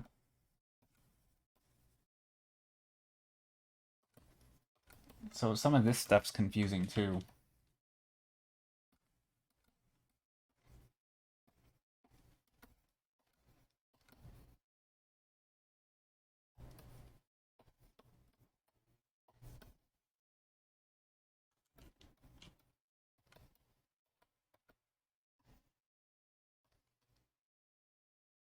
I don't like this big tree in the foreground. It's a little bit unclear. Ooh, let's see. Ooh, those are nice. See, that's beautiful. I'm definitely not going for beautiful like that. That's actually a nice looking swamp. See, I want to go for a dingy-ish swamp. Let me find some more references now that I'm thinking about it.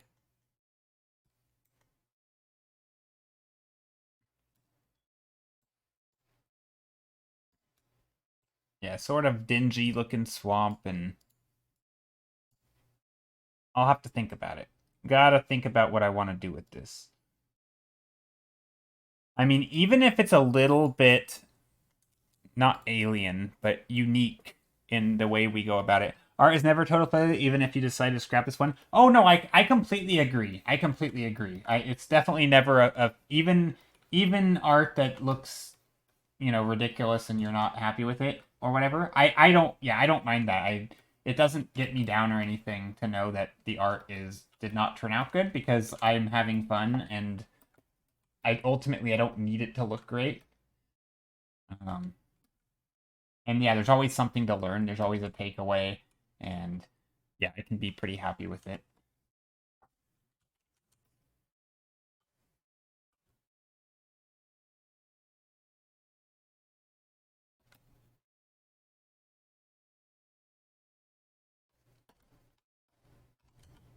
But I think it's a good thing to point out, though, too, because it's not always the case. Um, ooh, this could work. Some drapery here. Some drapery there. Mia Hedgie Art, how are you? Welcome in. Welcome into the stream where we are struggling to draw some sort of swampy trees.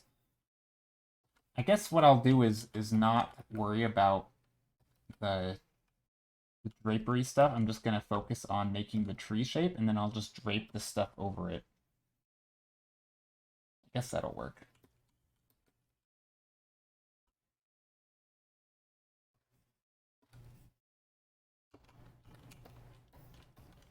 Something like that.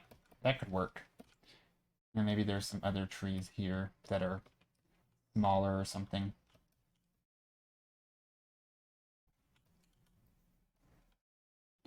Yeah, that could work. How are you? How is your stream? Mia, welcome in. Hope you're doing well. Hope you're doing well. Also, it's really hot in my apartment. I feel like I should turn on my air conditioning, but then I don't. It might be too loud, so maybe not. We'll see. So I think this drapery stuff over the... This stuff could be cool. I don't quite know how I want to do it, though. It's kind of tough. Trial and error a little bit. But it's also learning. I mean, trying to figure out the form of the tree. Also, this thing is now too dark. Here, let me try something. I'm going to save this real quick. Oh, I found this. I think you like this. Let's take a look. Yeah, stuff like this is cool. See, these trees, even these look too beautiful for what I'm going for. So I'm definitely going for a bit of a fantasy vibe here. I think in real life, the trees have a certain nice look. This is the type of thing I'm looking down at the bottom, though, right? I'm going to want the reflectivity. I think this is a good example where there's a lot of... Oh, I just failed to save. Uh-oh.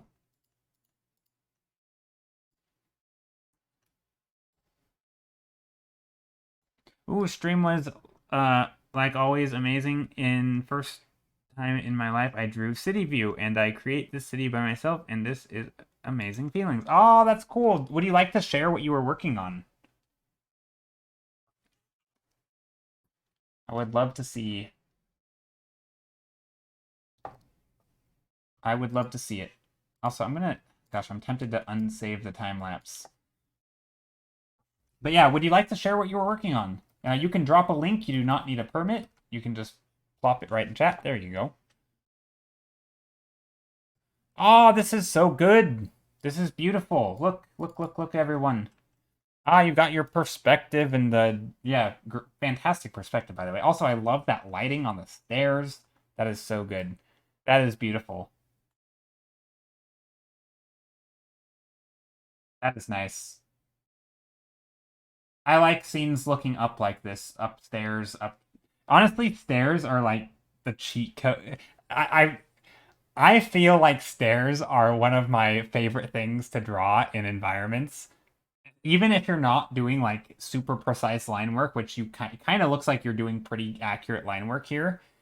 Stairs, that the nice just patterns of light and dark, being able to have this repetition, I feel like it is for lighting, stairs are just like amazing.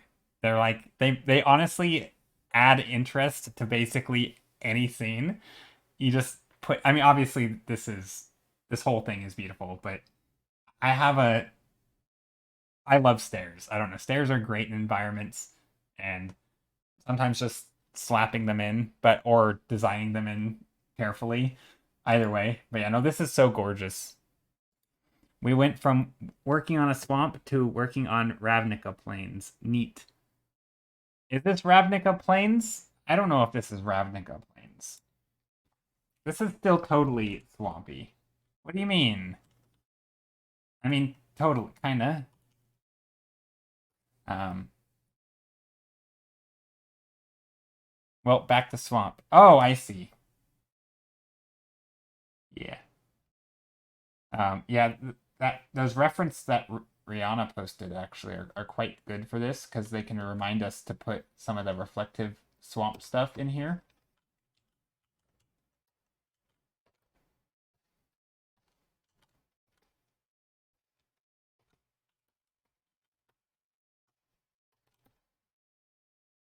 Maybe I'm gonna draw some little lines in here that are sort of perspective lines.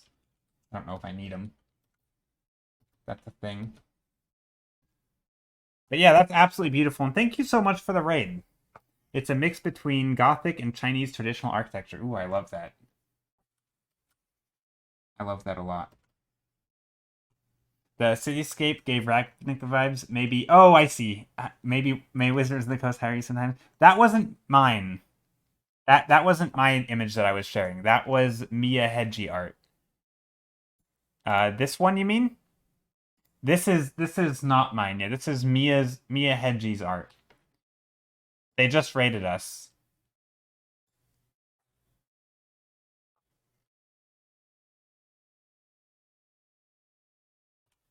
Oh yeah, didn't that whole story sending the Pinkertons?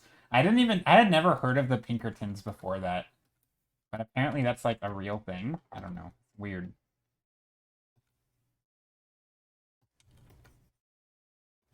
Like weird mob stuff or something.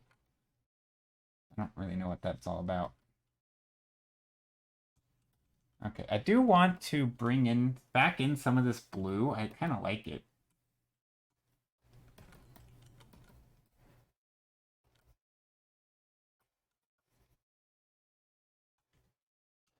Hmm. What do I think about this? I don't know. I think I need more of the drapery. Does anybody know? Gosh, I'm afraid of crashing my stream, but or the internet, or my internet, I should say, not the internet. Um, swamp trees. What are those?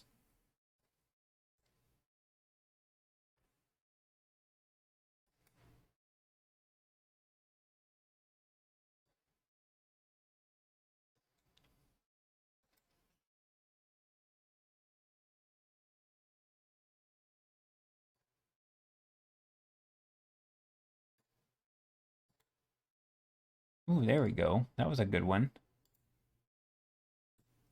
So this is kind of what I want to do. Here, I'll show you my reference here for this. I kind of a mix between these trees. Well, I need to go outside with my dog because they want to pee. All right. have a good day. Thank you so much for coming in here. I'm getting a bit of Halloween toilet paper prank vibes. Yeah. So I kind of want some stuff like this where you have these hangy down trees. I don't know what you call them. It doesn't have to be, I kind of had it draped over, but some of this, but it doesn't have to be these exact trees. I'm kind of want a mishmash of trees that look kind of spooky or something. So I think what I'm going to do is just switch over to a different brush and just paint the trees kind of hanging down or some of this stuff. Witchy tree. Yeah, something like that.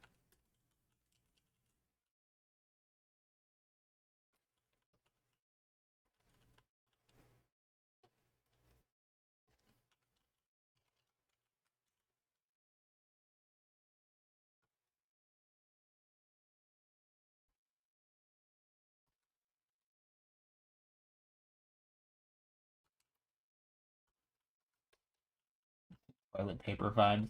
It is kind of toilet paper vibes. This tree got TP'd.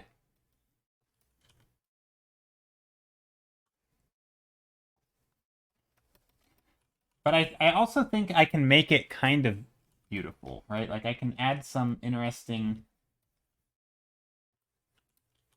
stuff. Also, this should totally be darker because we should be in shadow now.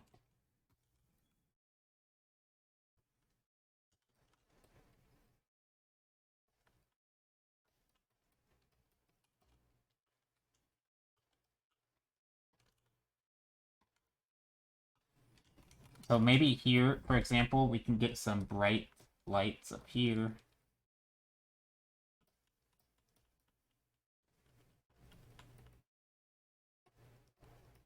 Stuff like that. And some stuff down here. You're looking for you're looking for the word mangrove. Are those mangroves? Is that what they are? Okay. Yeah, that's what I'm looking for then. Thanks, Rihanna. Oh, low disk space. Okay, hold on. I have to take quick action here.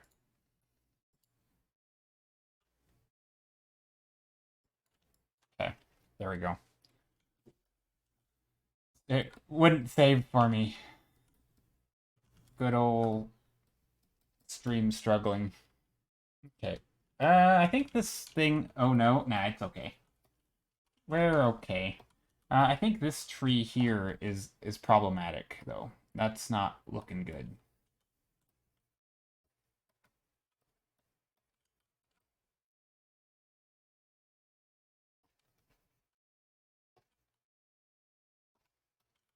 And then, so there's that. I think this is too small. I think we need to add some stuff back here.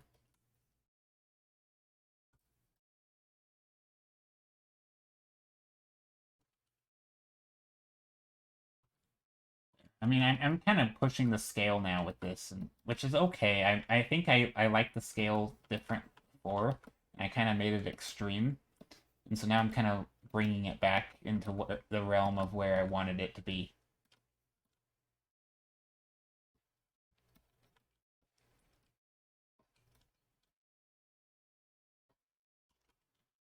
Kind of like that. Maybe there's some arches over here. I don't think I want anything in the foreground. Nah. That works. Maybe now we can put some shadows back here.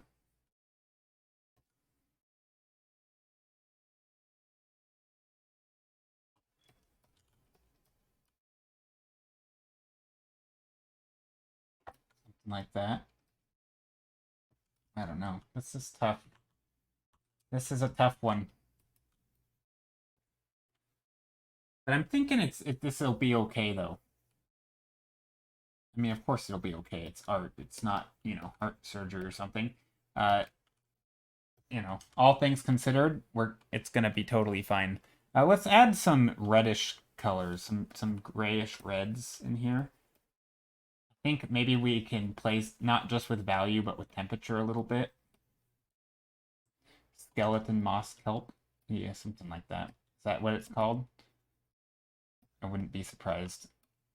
Probably not what it's called, but maybe.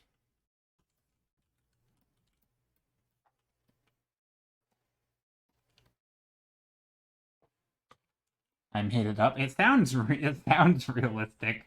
I wouldn't be surprised, honestly.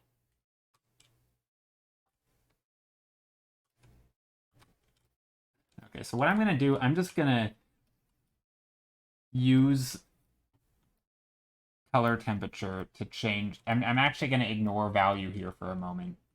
Value is nice and all, but I think color temperature can go a long way down here. I'm trying to add a little bit of warmth into these trunks.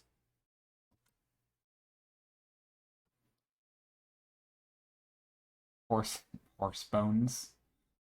Gosh, that sounds creepy, but yeah, maybe. I definitely want it to have a bit of weirdness to it, Very cool. I mean, it's strange. I feel like what I need to do is take a break, but I want to keep going for a little bit.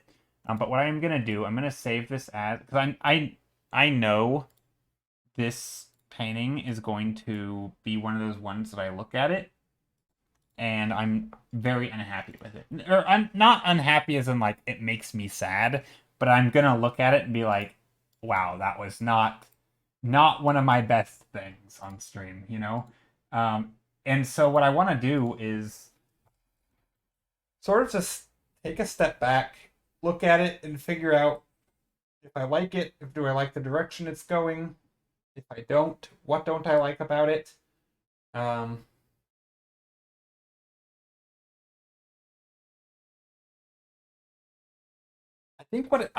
What it needs is a mid ground, honestly. So just from looking at it again, I think what I could do is bring in here. I should probably just go like this. And bring in a warm color.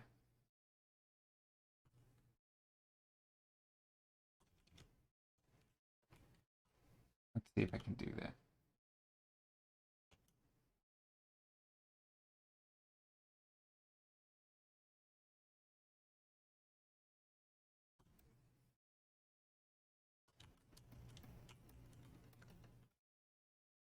Probably have done that on a separate layer, huh? New layer.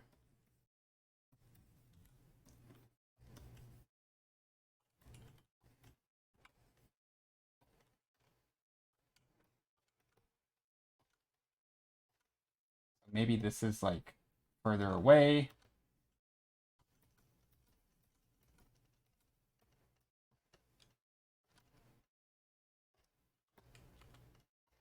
And then maybe this is, again, maybe we can have some trees coming up in here.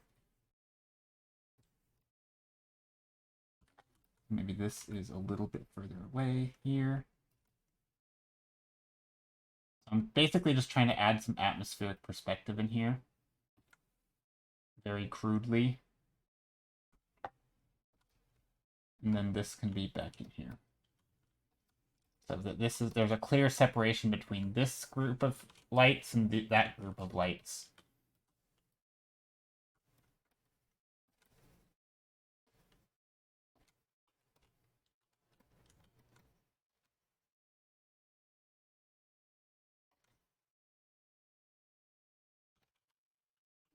Maybe there's a lot of little scragglies and shapes down here that are kind of...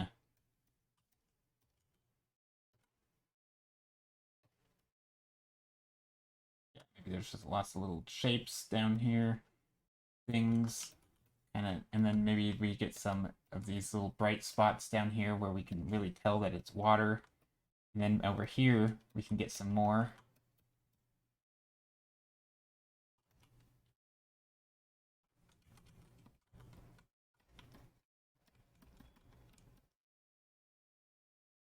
Maybe these here are going to be very dark. So these will be dark silhouettes. And then everything else can be light silhouettes. So we have this light, dark, light. We sort of have these patterns.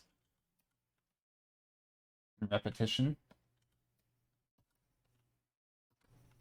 Like these trees are catching some light, right?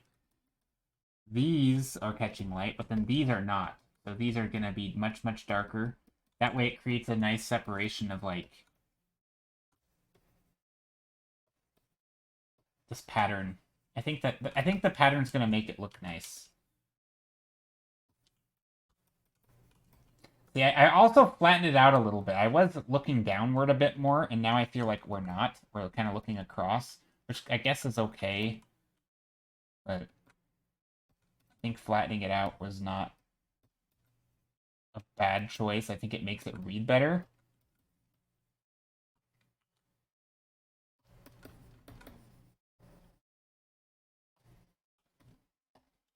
Okay, now maybe we come back in here. Maybe I fix some of that stuff we were doing at the start.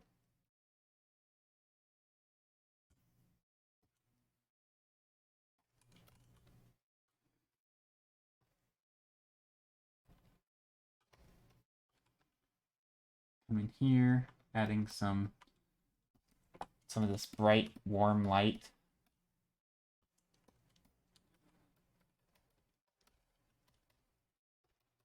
We're trying to put in both light and warm and cool. Basically all of the stuff, right? So we have the cool blue and this white. Also, we have the bright yellow color.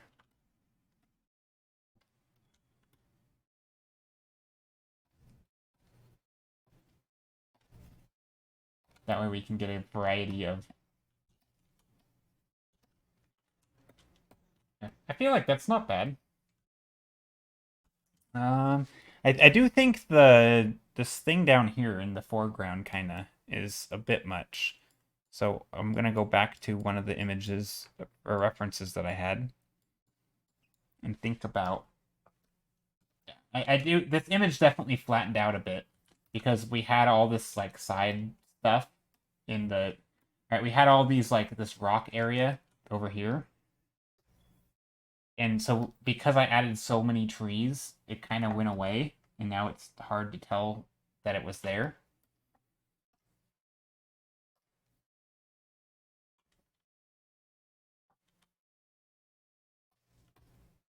So we might be able to bring it back by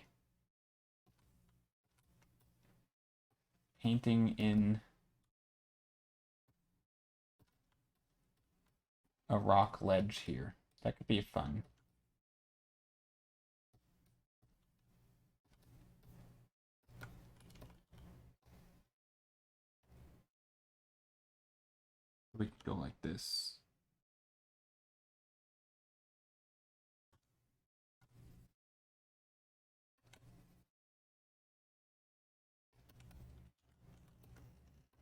Something like that, maybe.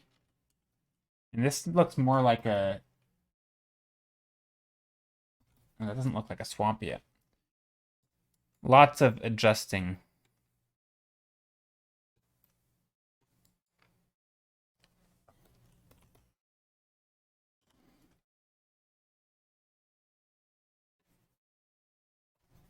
Maybe there's a little bit of this debris back here. It could be fun. I don't think I want to change the color here.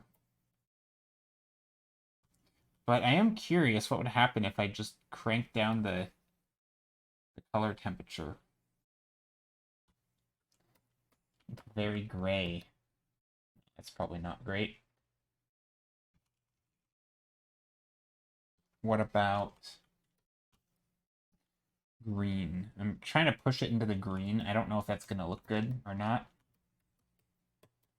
But it might help sell the idea of a swamp by having some of that green tinted moss stuff.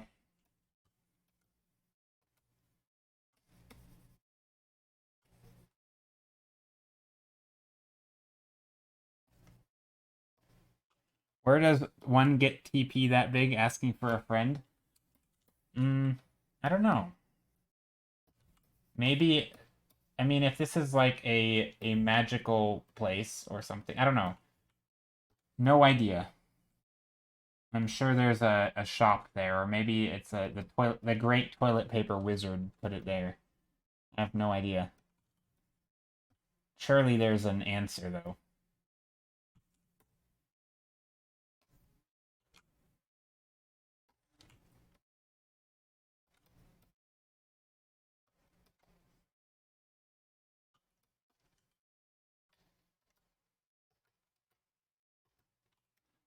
Okay, I'm not happy though. Gosh, this is. I feel like I want to start over with the thumbnail because I like the thumbnail. I think the thumbnail had some promising stuff. Maybe I can here. Let me do some of the stuff that I normally do. Multiply almost reads as a butt-covered swamp. Nice. No, as a snow-covered swamp. Yeah, a little bit, kinda. It does have that spooky MTG swamp vibe. Okay, that's good. Yeah, it's a little bit. A little bit.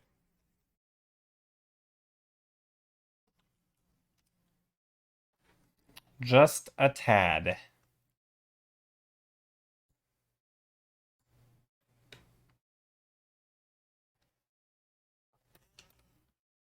Okay, the tree trunk here is atrocious. Let's fix that.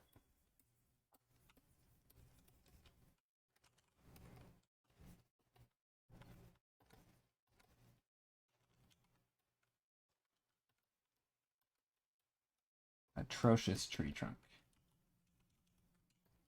Yeah, I definitely flattened the image out a lot, which was not my goal. But right, my goal, I lost sight of my perspective. I wanted to do an image where we're looking up and or looking down, but I think I lost sight of that, and I flattened out the image and made our perspective about here now. That's okay though.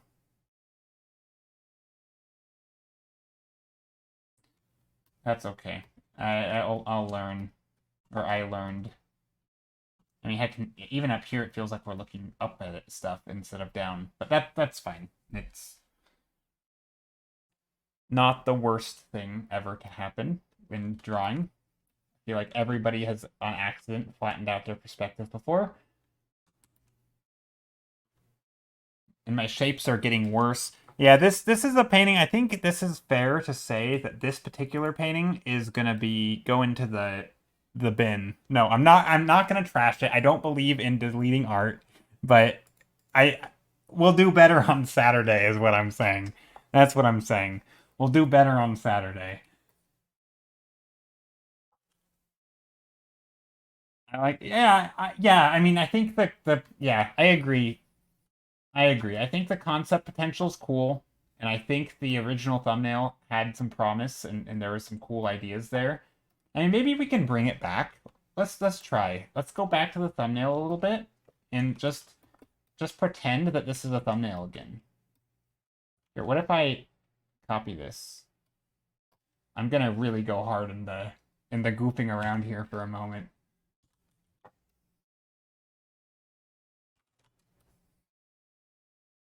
Yeah, that was a better thumbnail, for sure.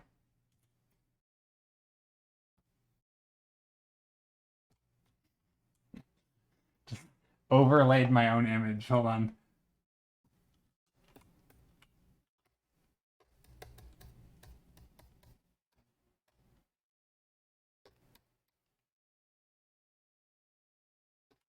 I'm purely playing around with... Oh. Overlay. Multiply. Nope. Overlay. Soft light. Soft light. Hard light. Hard light's actually kind of cool.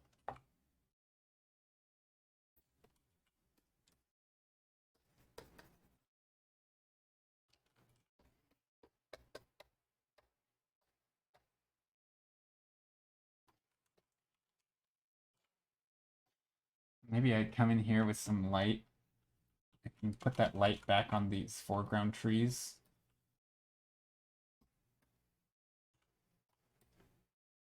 I don't know, maybe there's something to this.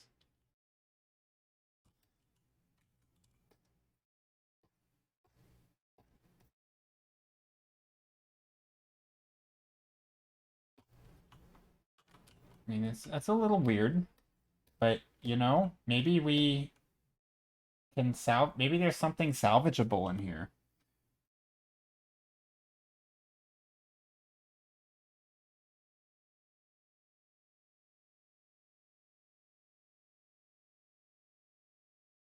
Yeah, I mean, there's something here, right? I mean, there's no reason we can't play with this a little bit.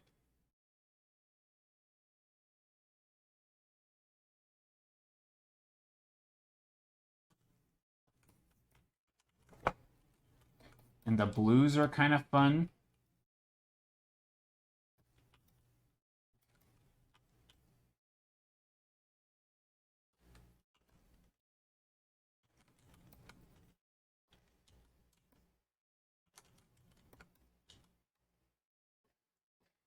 And yeah, I mean, it feels something, right? I mean, it's almost just this blurry mess of something.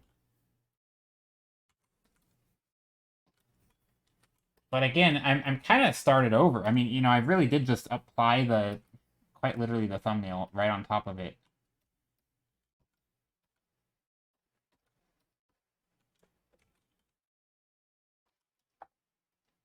But sometimes I feel like that's what's needed.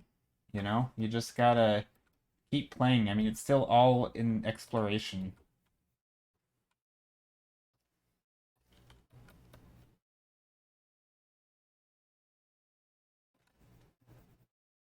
Maybe we don't want those to go so high up. This should probably go up top though, because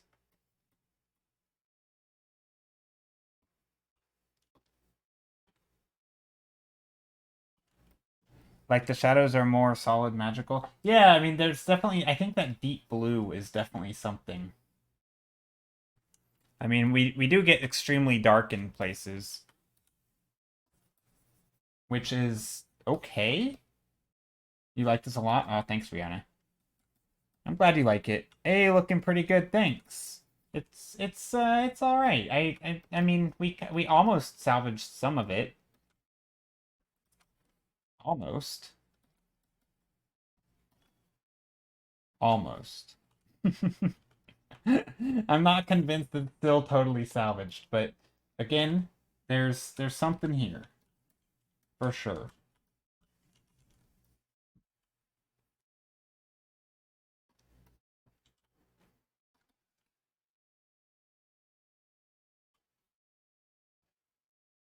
Maybe I can come in here and add a little plops of brightness or something in here that can show. Well, you know what I haven't done? I have an idea. Let's play around with those brushes today that I didn't play around with earlier.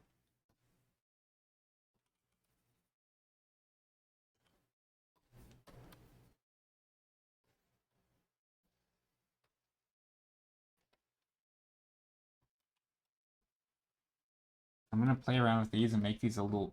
They'll probably be a little fuzzy. It's kind of a smudge brush, but they're kind of neat.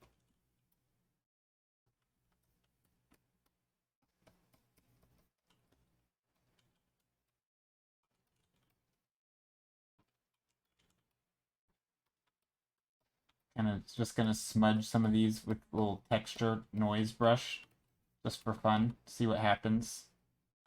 Do you usually work in the same dimensions, Joe? Yeah, normally, because I have prints that I give out for people who are viewing and lurking in stream. And so as you accumulate channel points, then I'll send out prints. And so I do typically work in the same dimensions so that if I ever turn any of these into prints, then they're already in the right format. So yeah, normally the thumbnails are the same dimensions. And if I do like a vertical painting day, then it's the same dimensions but flipped.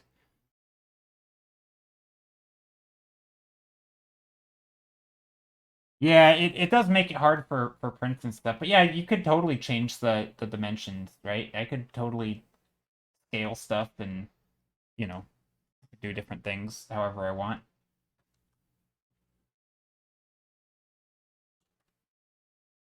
That's true. That would not be a bad idea.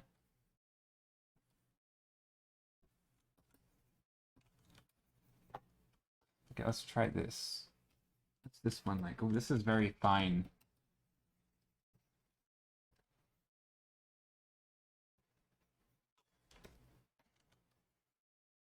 Just trying some different stuff here. Lots of blurring and blending. I normally don't do a lot of blurring, but I think in this painting where it's already kind of blurry, if I want anything to read as hard-edged, I'm going to need to bring in some of that softness. Like, this is such a weird... Yeah, this is very unusual for me to do. You know what it needs? You know what this needs? This totally needs... Also, this is kind of... Totally needs a glow dodge airbrush.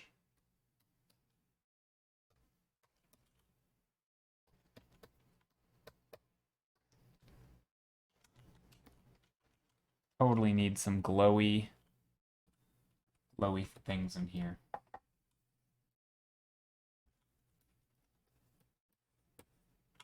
I don't think it actually needs a glowy stuff in here, but it could.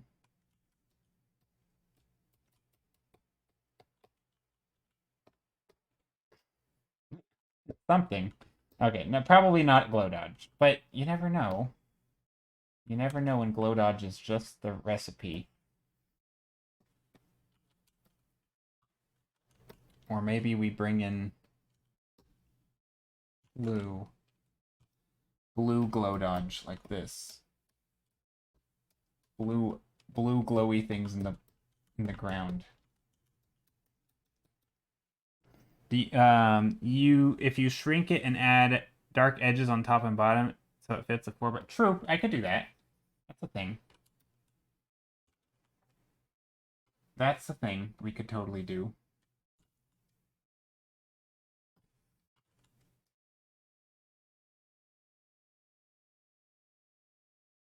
And extend it, you mean? Do you mean like essentially paint outward and then I could extend it up? I'm not sure which direction you wanted, but wide view. Yeah, I'm just thinking of which way would I extend it, because I could extend it this way, for example, and then I could paint out like this.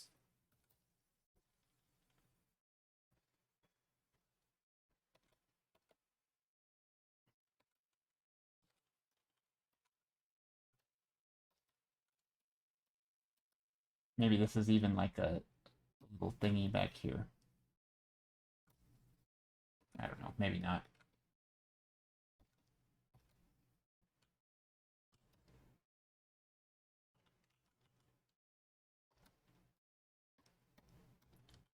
This is some...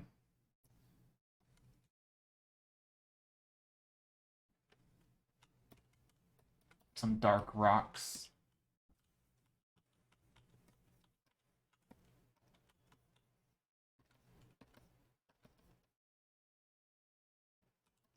So yeah, that's the thing, right? We have some dark rocks here. I don't know if this is what you meant.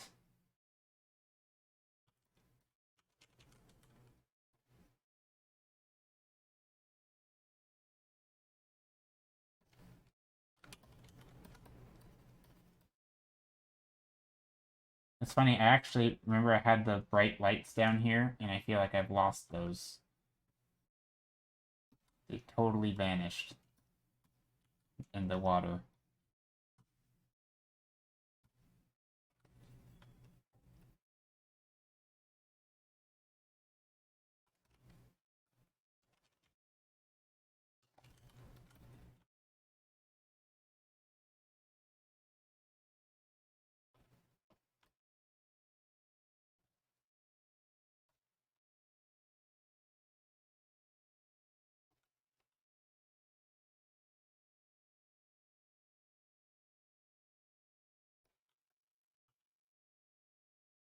Hmm, that's a thing, I guess.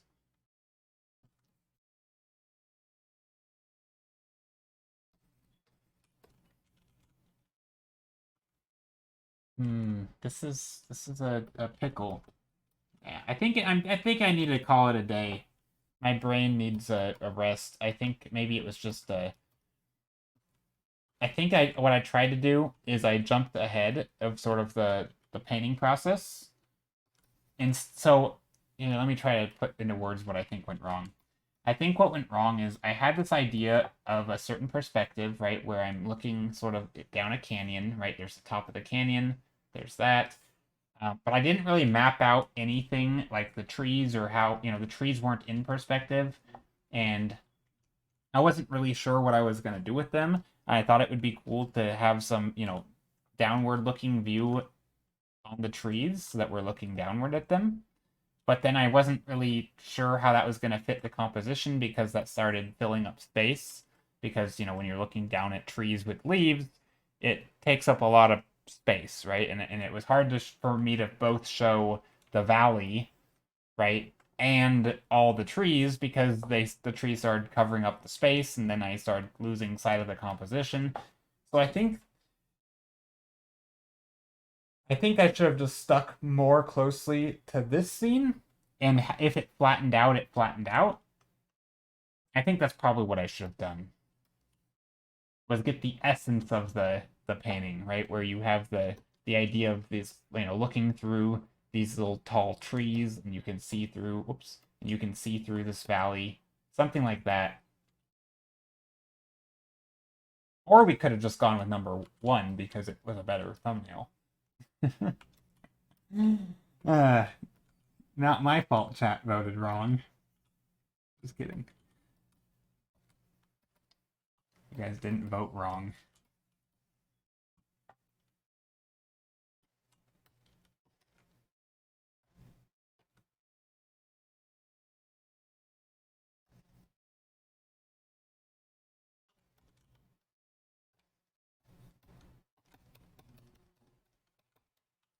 Maybe we'll go here.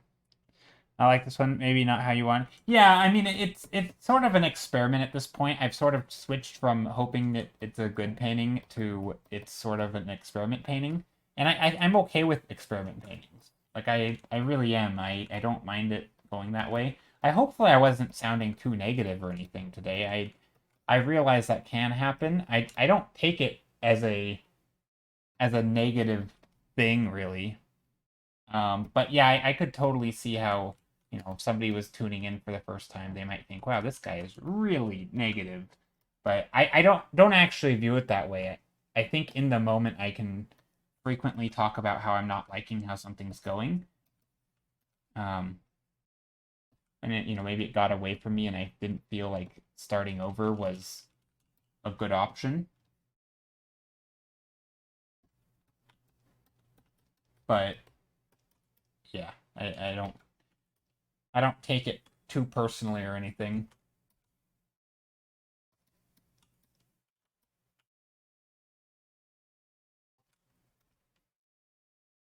I mean, after all, I think a lot of painting is just kind of like, again, it's sort of an adventure in a way. You sort of don't really know what you're doing. You're sort of stumbling through. Obviously, there's technical skills that are the same, but a lot of it is kind of new territory.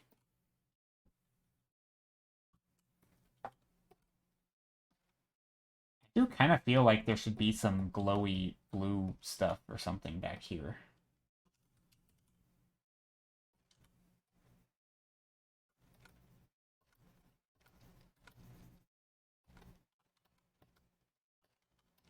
Or maybe it would be like the rock wall that would be there. That could be have a bit of blue glow on it.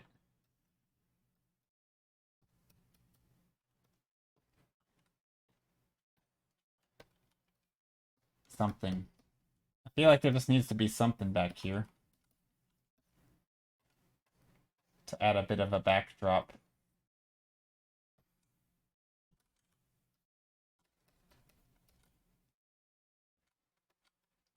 Yeah, that's not bad. Also, maybe we could add something in the sky a little bit. So instead of being blown out. You had to stop watching, but at home I'm freaking loving it. Oh, well, that's very kind of you to say. I think maybe I can even... I kind of blew out the sky a bit, so maybe I can come back in here and unblow out the sky by adding in some additional color. This might emphasize the... This might bring the focal point back up to the top a little bit.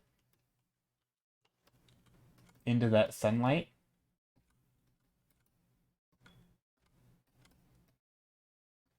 That might be a thing.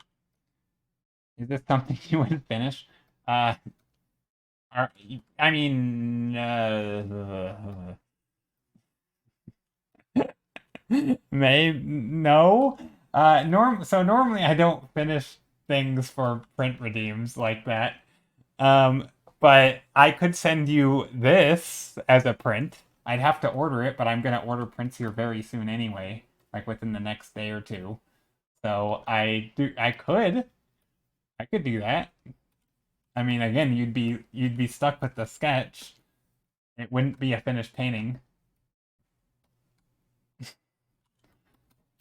Because yeah, you can do print redeems of stuff even if I don't have it. But yeah, if I don't finish it, you're not getting this, right? And I'm not gonna finish this before I order prints because I already have stuff I need to work on. So there's no way this is gonna make it to the next print run unless it's just exactly what you see right here.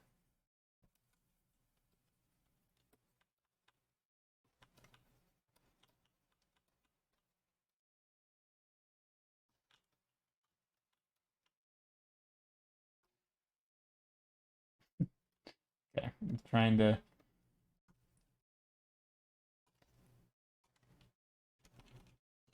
There, the toilet paper trees. Beautiful. Beautiful. Ooh, I'm missing just 1,000 to get 2 print redeems. Oh, nice. If you know what you want, uh, if you want to say, like, if you have a hunch you know what you're going to want, I am going to order some prints, and I'm going to try to order enough so I have extras, but um, I'm going to order them very, very soon, like within the next day or two. So, and I haven't said hi. How are you doing? I'm doing very well, Franz, and how are you? Good to see you. I don't even know where you look to see your points. Down at the bottom of chat, there is a little thing. It's like a white square. It's called layers of depth. I realize it's not the most obvious thing. It's literally a white square is the icon.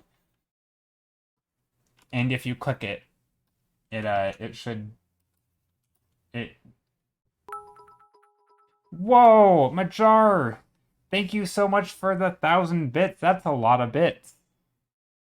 Thank you so much. That's extremely generous of you.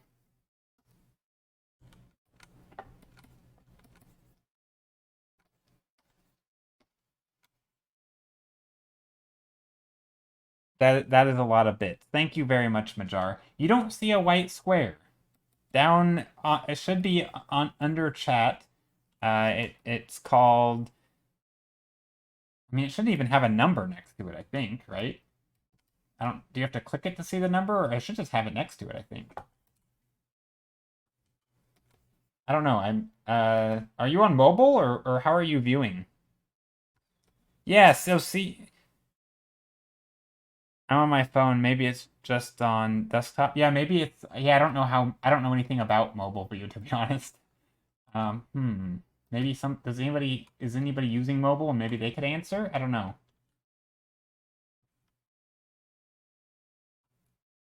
You should still see it on mobile. Okay. Well, yeah. I don't know then.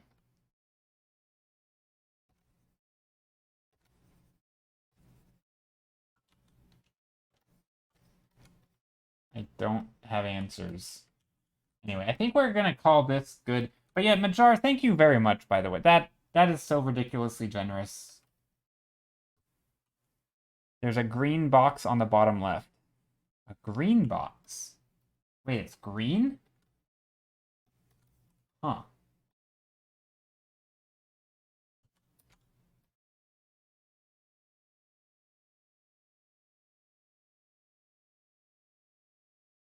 It's white on my end. Yeah, I don't. Yeah, I'm not sure. I don't. It. Mine is gonna look different than yours because I'm viewing it through Streamlabs, but yours is gonna look different than anyone else's because you guys are on mobile. Some of you are on mobile. Hmm. Well, it's something. It's called layers of depth is the thing. The green box is the. Yeah, I don't know what you mean actually. One sec, you'll make a screenshot. All right, thanks, Rihanna. You'll figure it out eventually. Well, we got to get to the bottom of it. This is a technical issue. Well, not just technical, but it's a stream issue, and I like to sort this stuff out. I think Rihanna's on the case. Rihanna's on duty. She's gonna assist. Also, thank you so much, Rihanna, for helping out.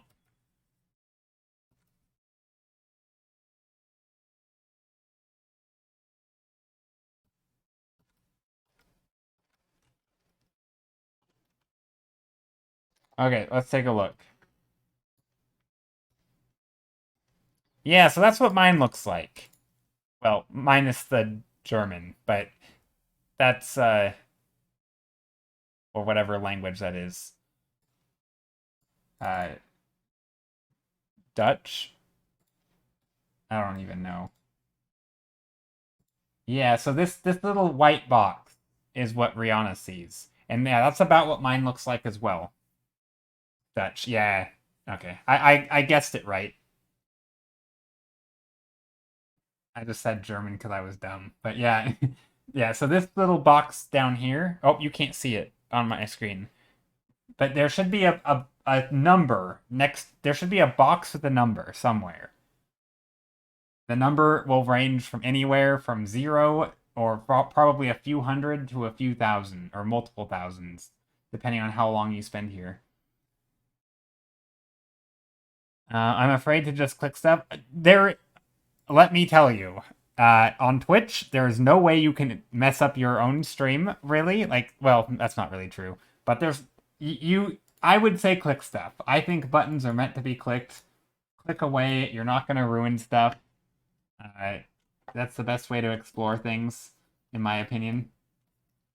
It's not like you're going to ruin my stream or something by clicking a wrong button. Like,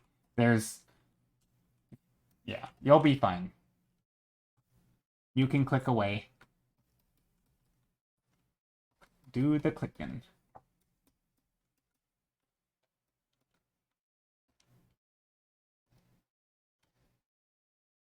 Okay, well, this is a weird image, but you know what? Sometimes weird images are just gonna be weird.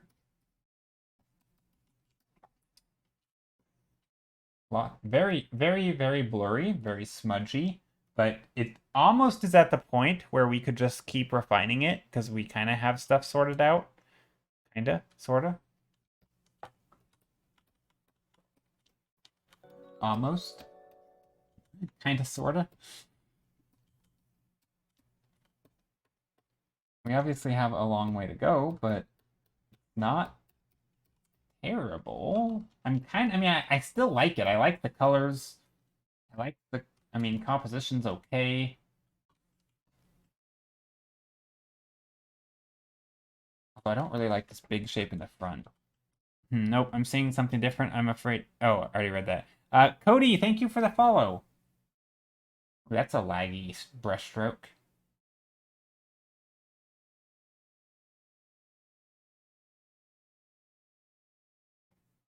The green box changed for a second to what you described. Huh. Well, that's good. So yeah, when you click it, is there anything you can redeem? Like any things? There should be like hydrate. There should be, 5-minute thumbnail. There should be lots of stuff.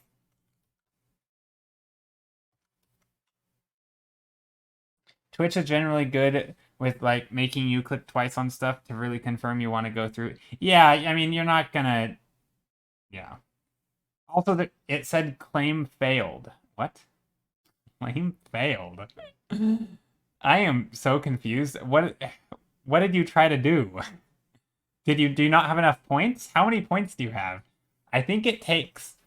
So it costs 25,000 points for the print redemption, and then all the other stuff is like small points, basically. Welcome back, Siren Knight.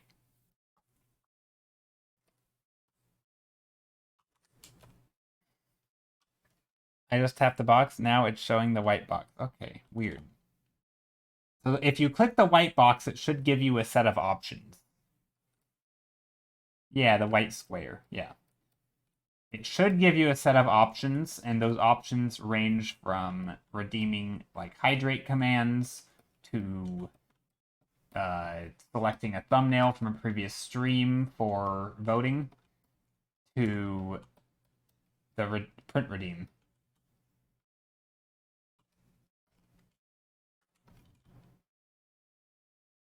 So there are some options.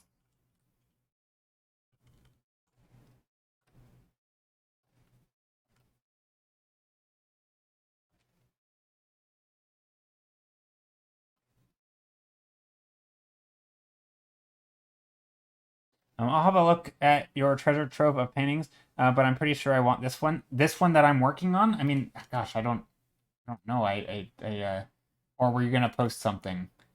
I don't really feel like this one's ever one that I'm gonna finish. But I can send it to you. I mean, I can send a print of this one. I mean, it'll be like a while because I have to actually order it and then I have to get it and then I have to send it out, so it kind of jumps around a bit. But yeah, I mean that's okay if you're okay with that. I mean, I just don't think I'm gonna work on this one anymore. Uh, I'm kind of backlogged in stuff that I have to do, and this is not top priority at the moment, and I'm already behind on ordering prints. So, but yeah, I mean, I could order it just like it is. So that's a thing. Okay. Yeah, as long as you're okay with that. And hydrate and stretches on cooldown, so that can make it fail. True.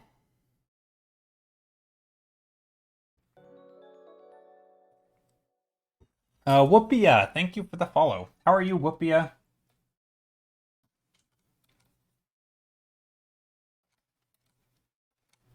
Okay, let me take a look at some of this stuff, see what I want to do here.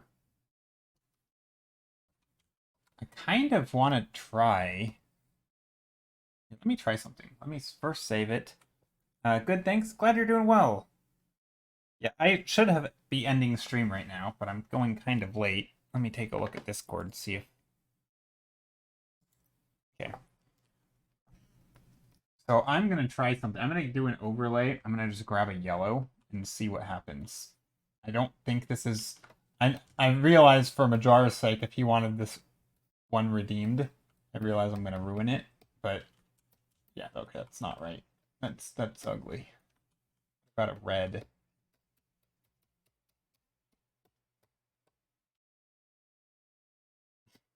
I'm just destroying my own painting.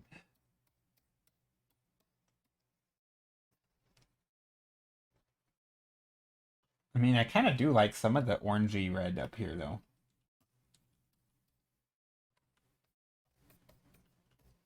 Maybe a little bit more.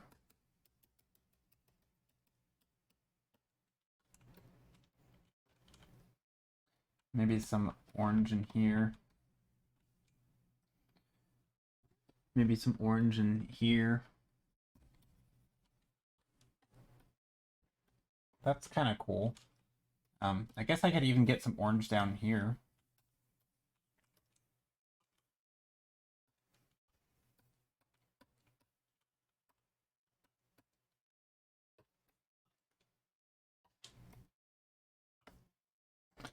Or if I just take an airbrush, I could even just paint in some of this hazy looking directional lighting.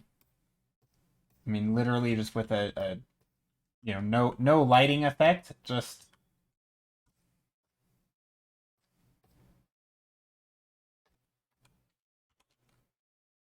the light.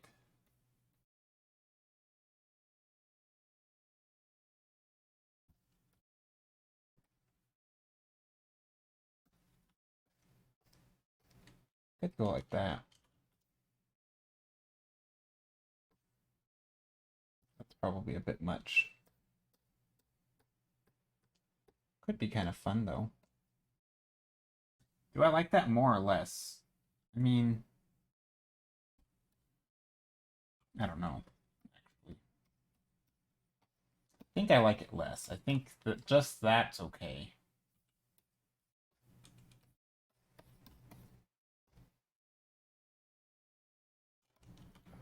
There is some niceness to some of this though. Down here with these little soft light.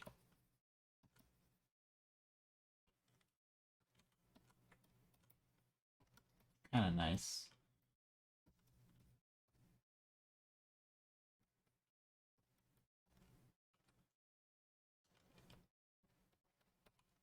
Hmm.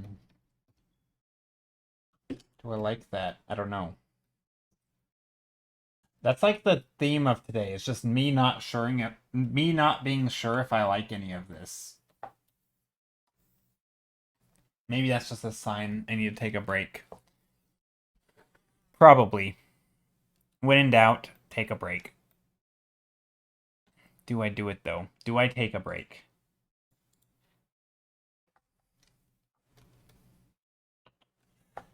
Hmm.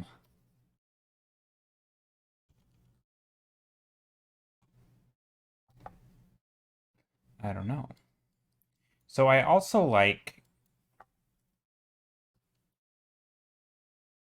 Well, yeah, I mean, I am happy with this kind of. There is a lot of messiness though that kind of should be cleaned up if I end up doing anything. It's extreme. I feel like at some point it's extremely abstract with the level of mess. But maybe if I come in here and I outline some things, I can sort of bring back some of the tidiness. Or maybe the messiness is nice. Maybe it's a good thing.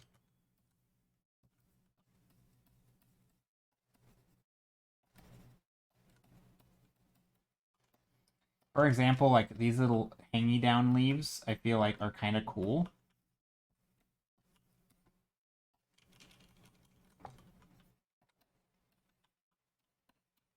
And it's actually not too bad.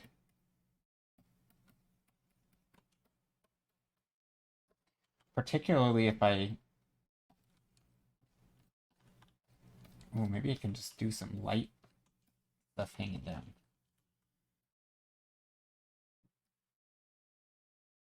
It's kind of feathery, maybe.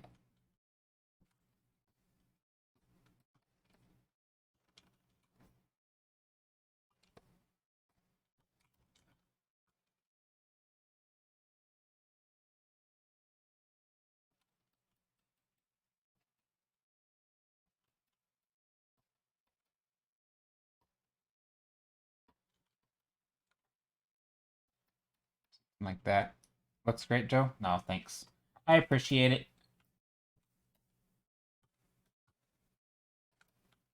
Okay. We're definitely coming to an end, though, here on stream.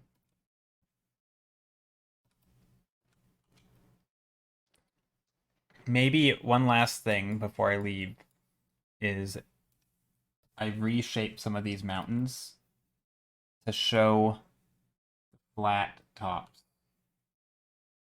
These are supposed to be looking down. And I know that I kind of goofed up my perspective a lot here.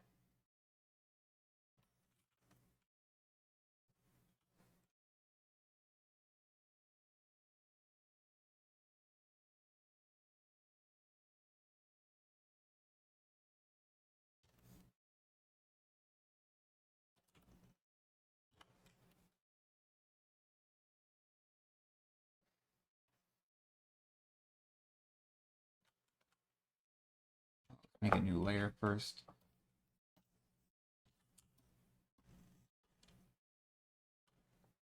There. Now, when I come like that,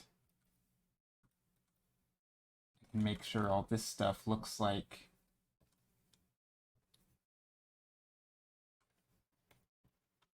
we're seeing the tops of it. It honestly might have just been the whole solution the whole time that I was not doing. I mean, that's one of the big things for the perspective, is just making sure we see the tops of stuff.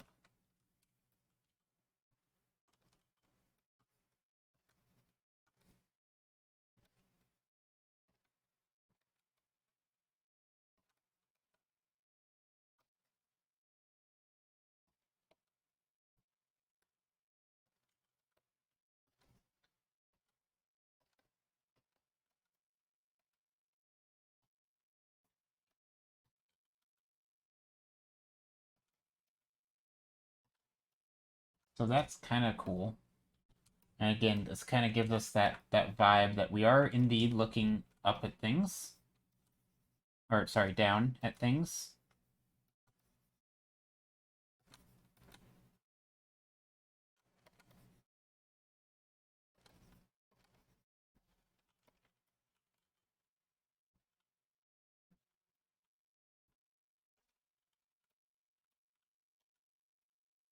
This, we're kind of looking down.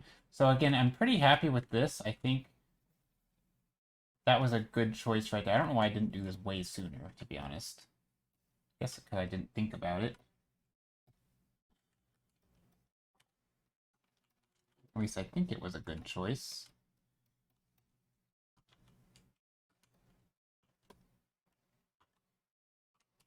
Okay, there we go. I think that's gonna be a thing. Maybe I can merge it. I can scatter brush a little bit to just blur some of these. I don't think it's super important. I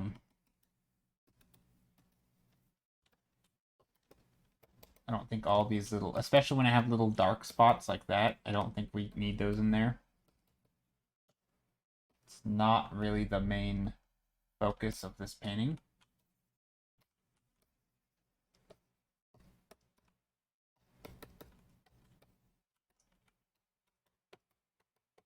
Especially like some of the blurry stuff back here, we don't really need. Don't really need it to be super in focus.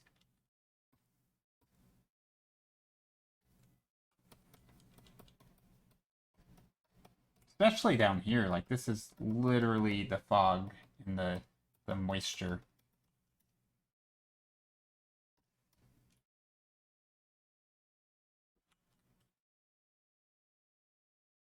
Okay, yeah, I'm gonna end here. So thank you all for hanging out. I really appreciate it. Hopefully next stream will be a bit more...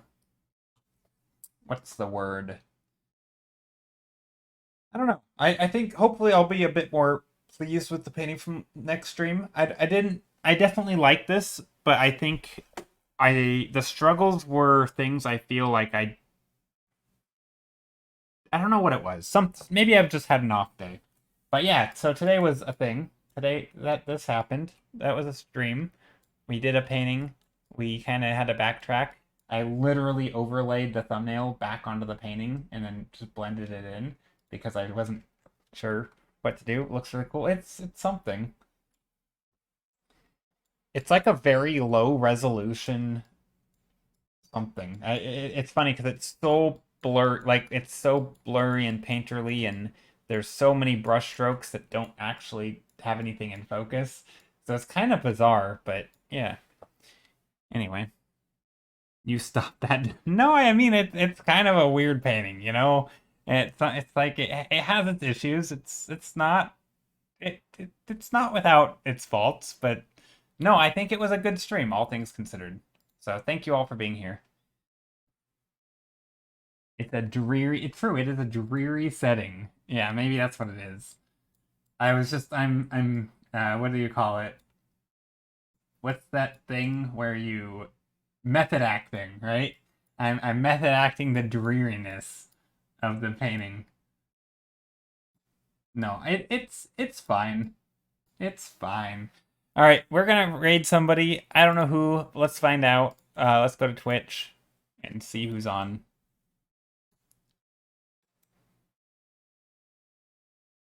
Wet looking. Okay. So yeah, we are gonna raid Skittle. Let's raid Skittle. Skittle's a good one to raid. I think he'll appreciate our frustrations. Ooh, he's painting some nice stuff. All right, let's raid Skittle. Thank you all. I really do appreciate it. Thank you for the raids earlier and the follows and the bits. And Majar, did you say you wanted this print? I can send this print to you. I can make sure I order one of them if this is the one you want. That is fine. I am okay with that.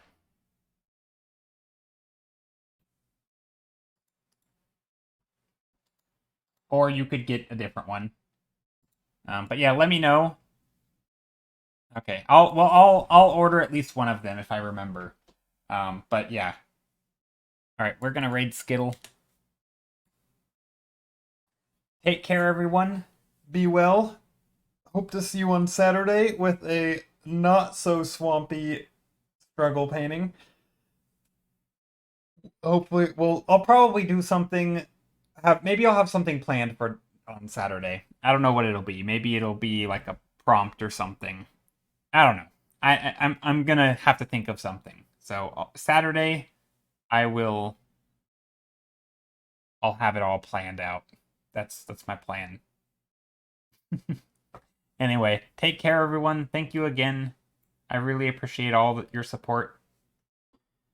See you. Oh wait, no, I'm not done. I have a Discord if you'd like to join Discord. I also have socials. If you'd like to join my socials, and I think that's it. Yeah, that's it. Oh, no, we have a raid call. We can copy paste the raid call. Say hello to Skittle.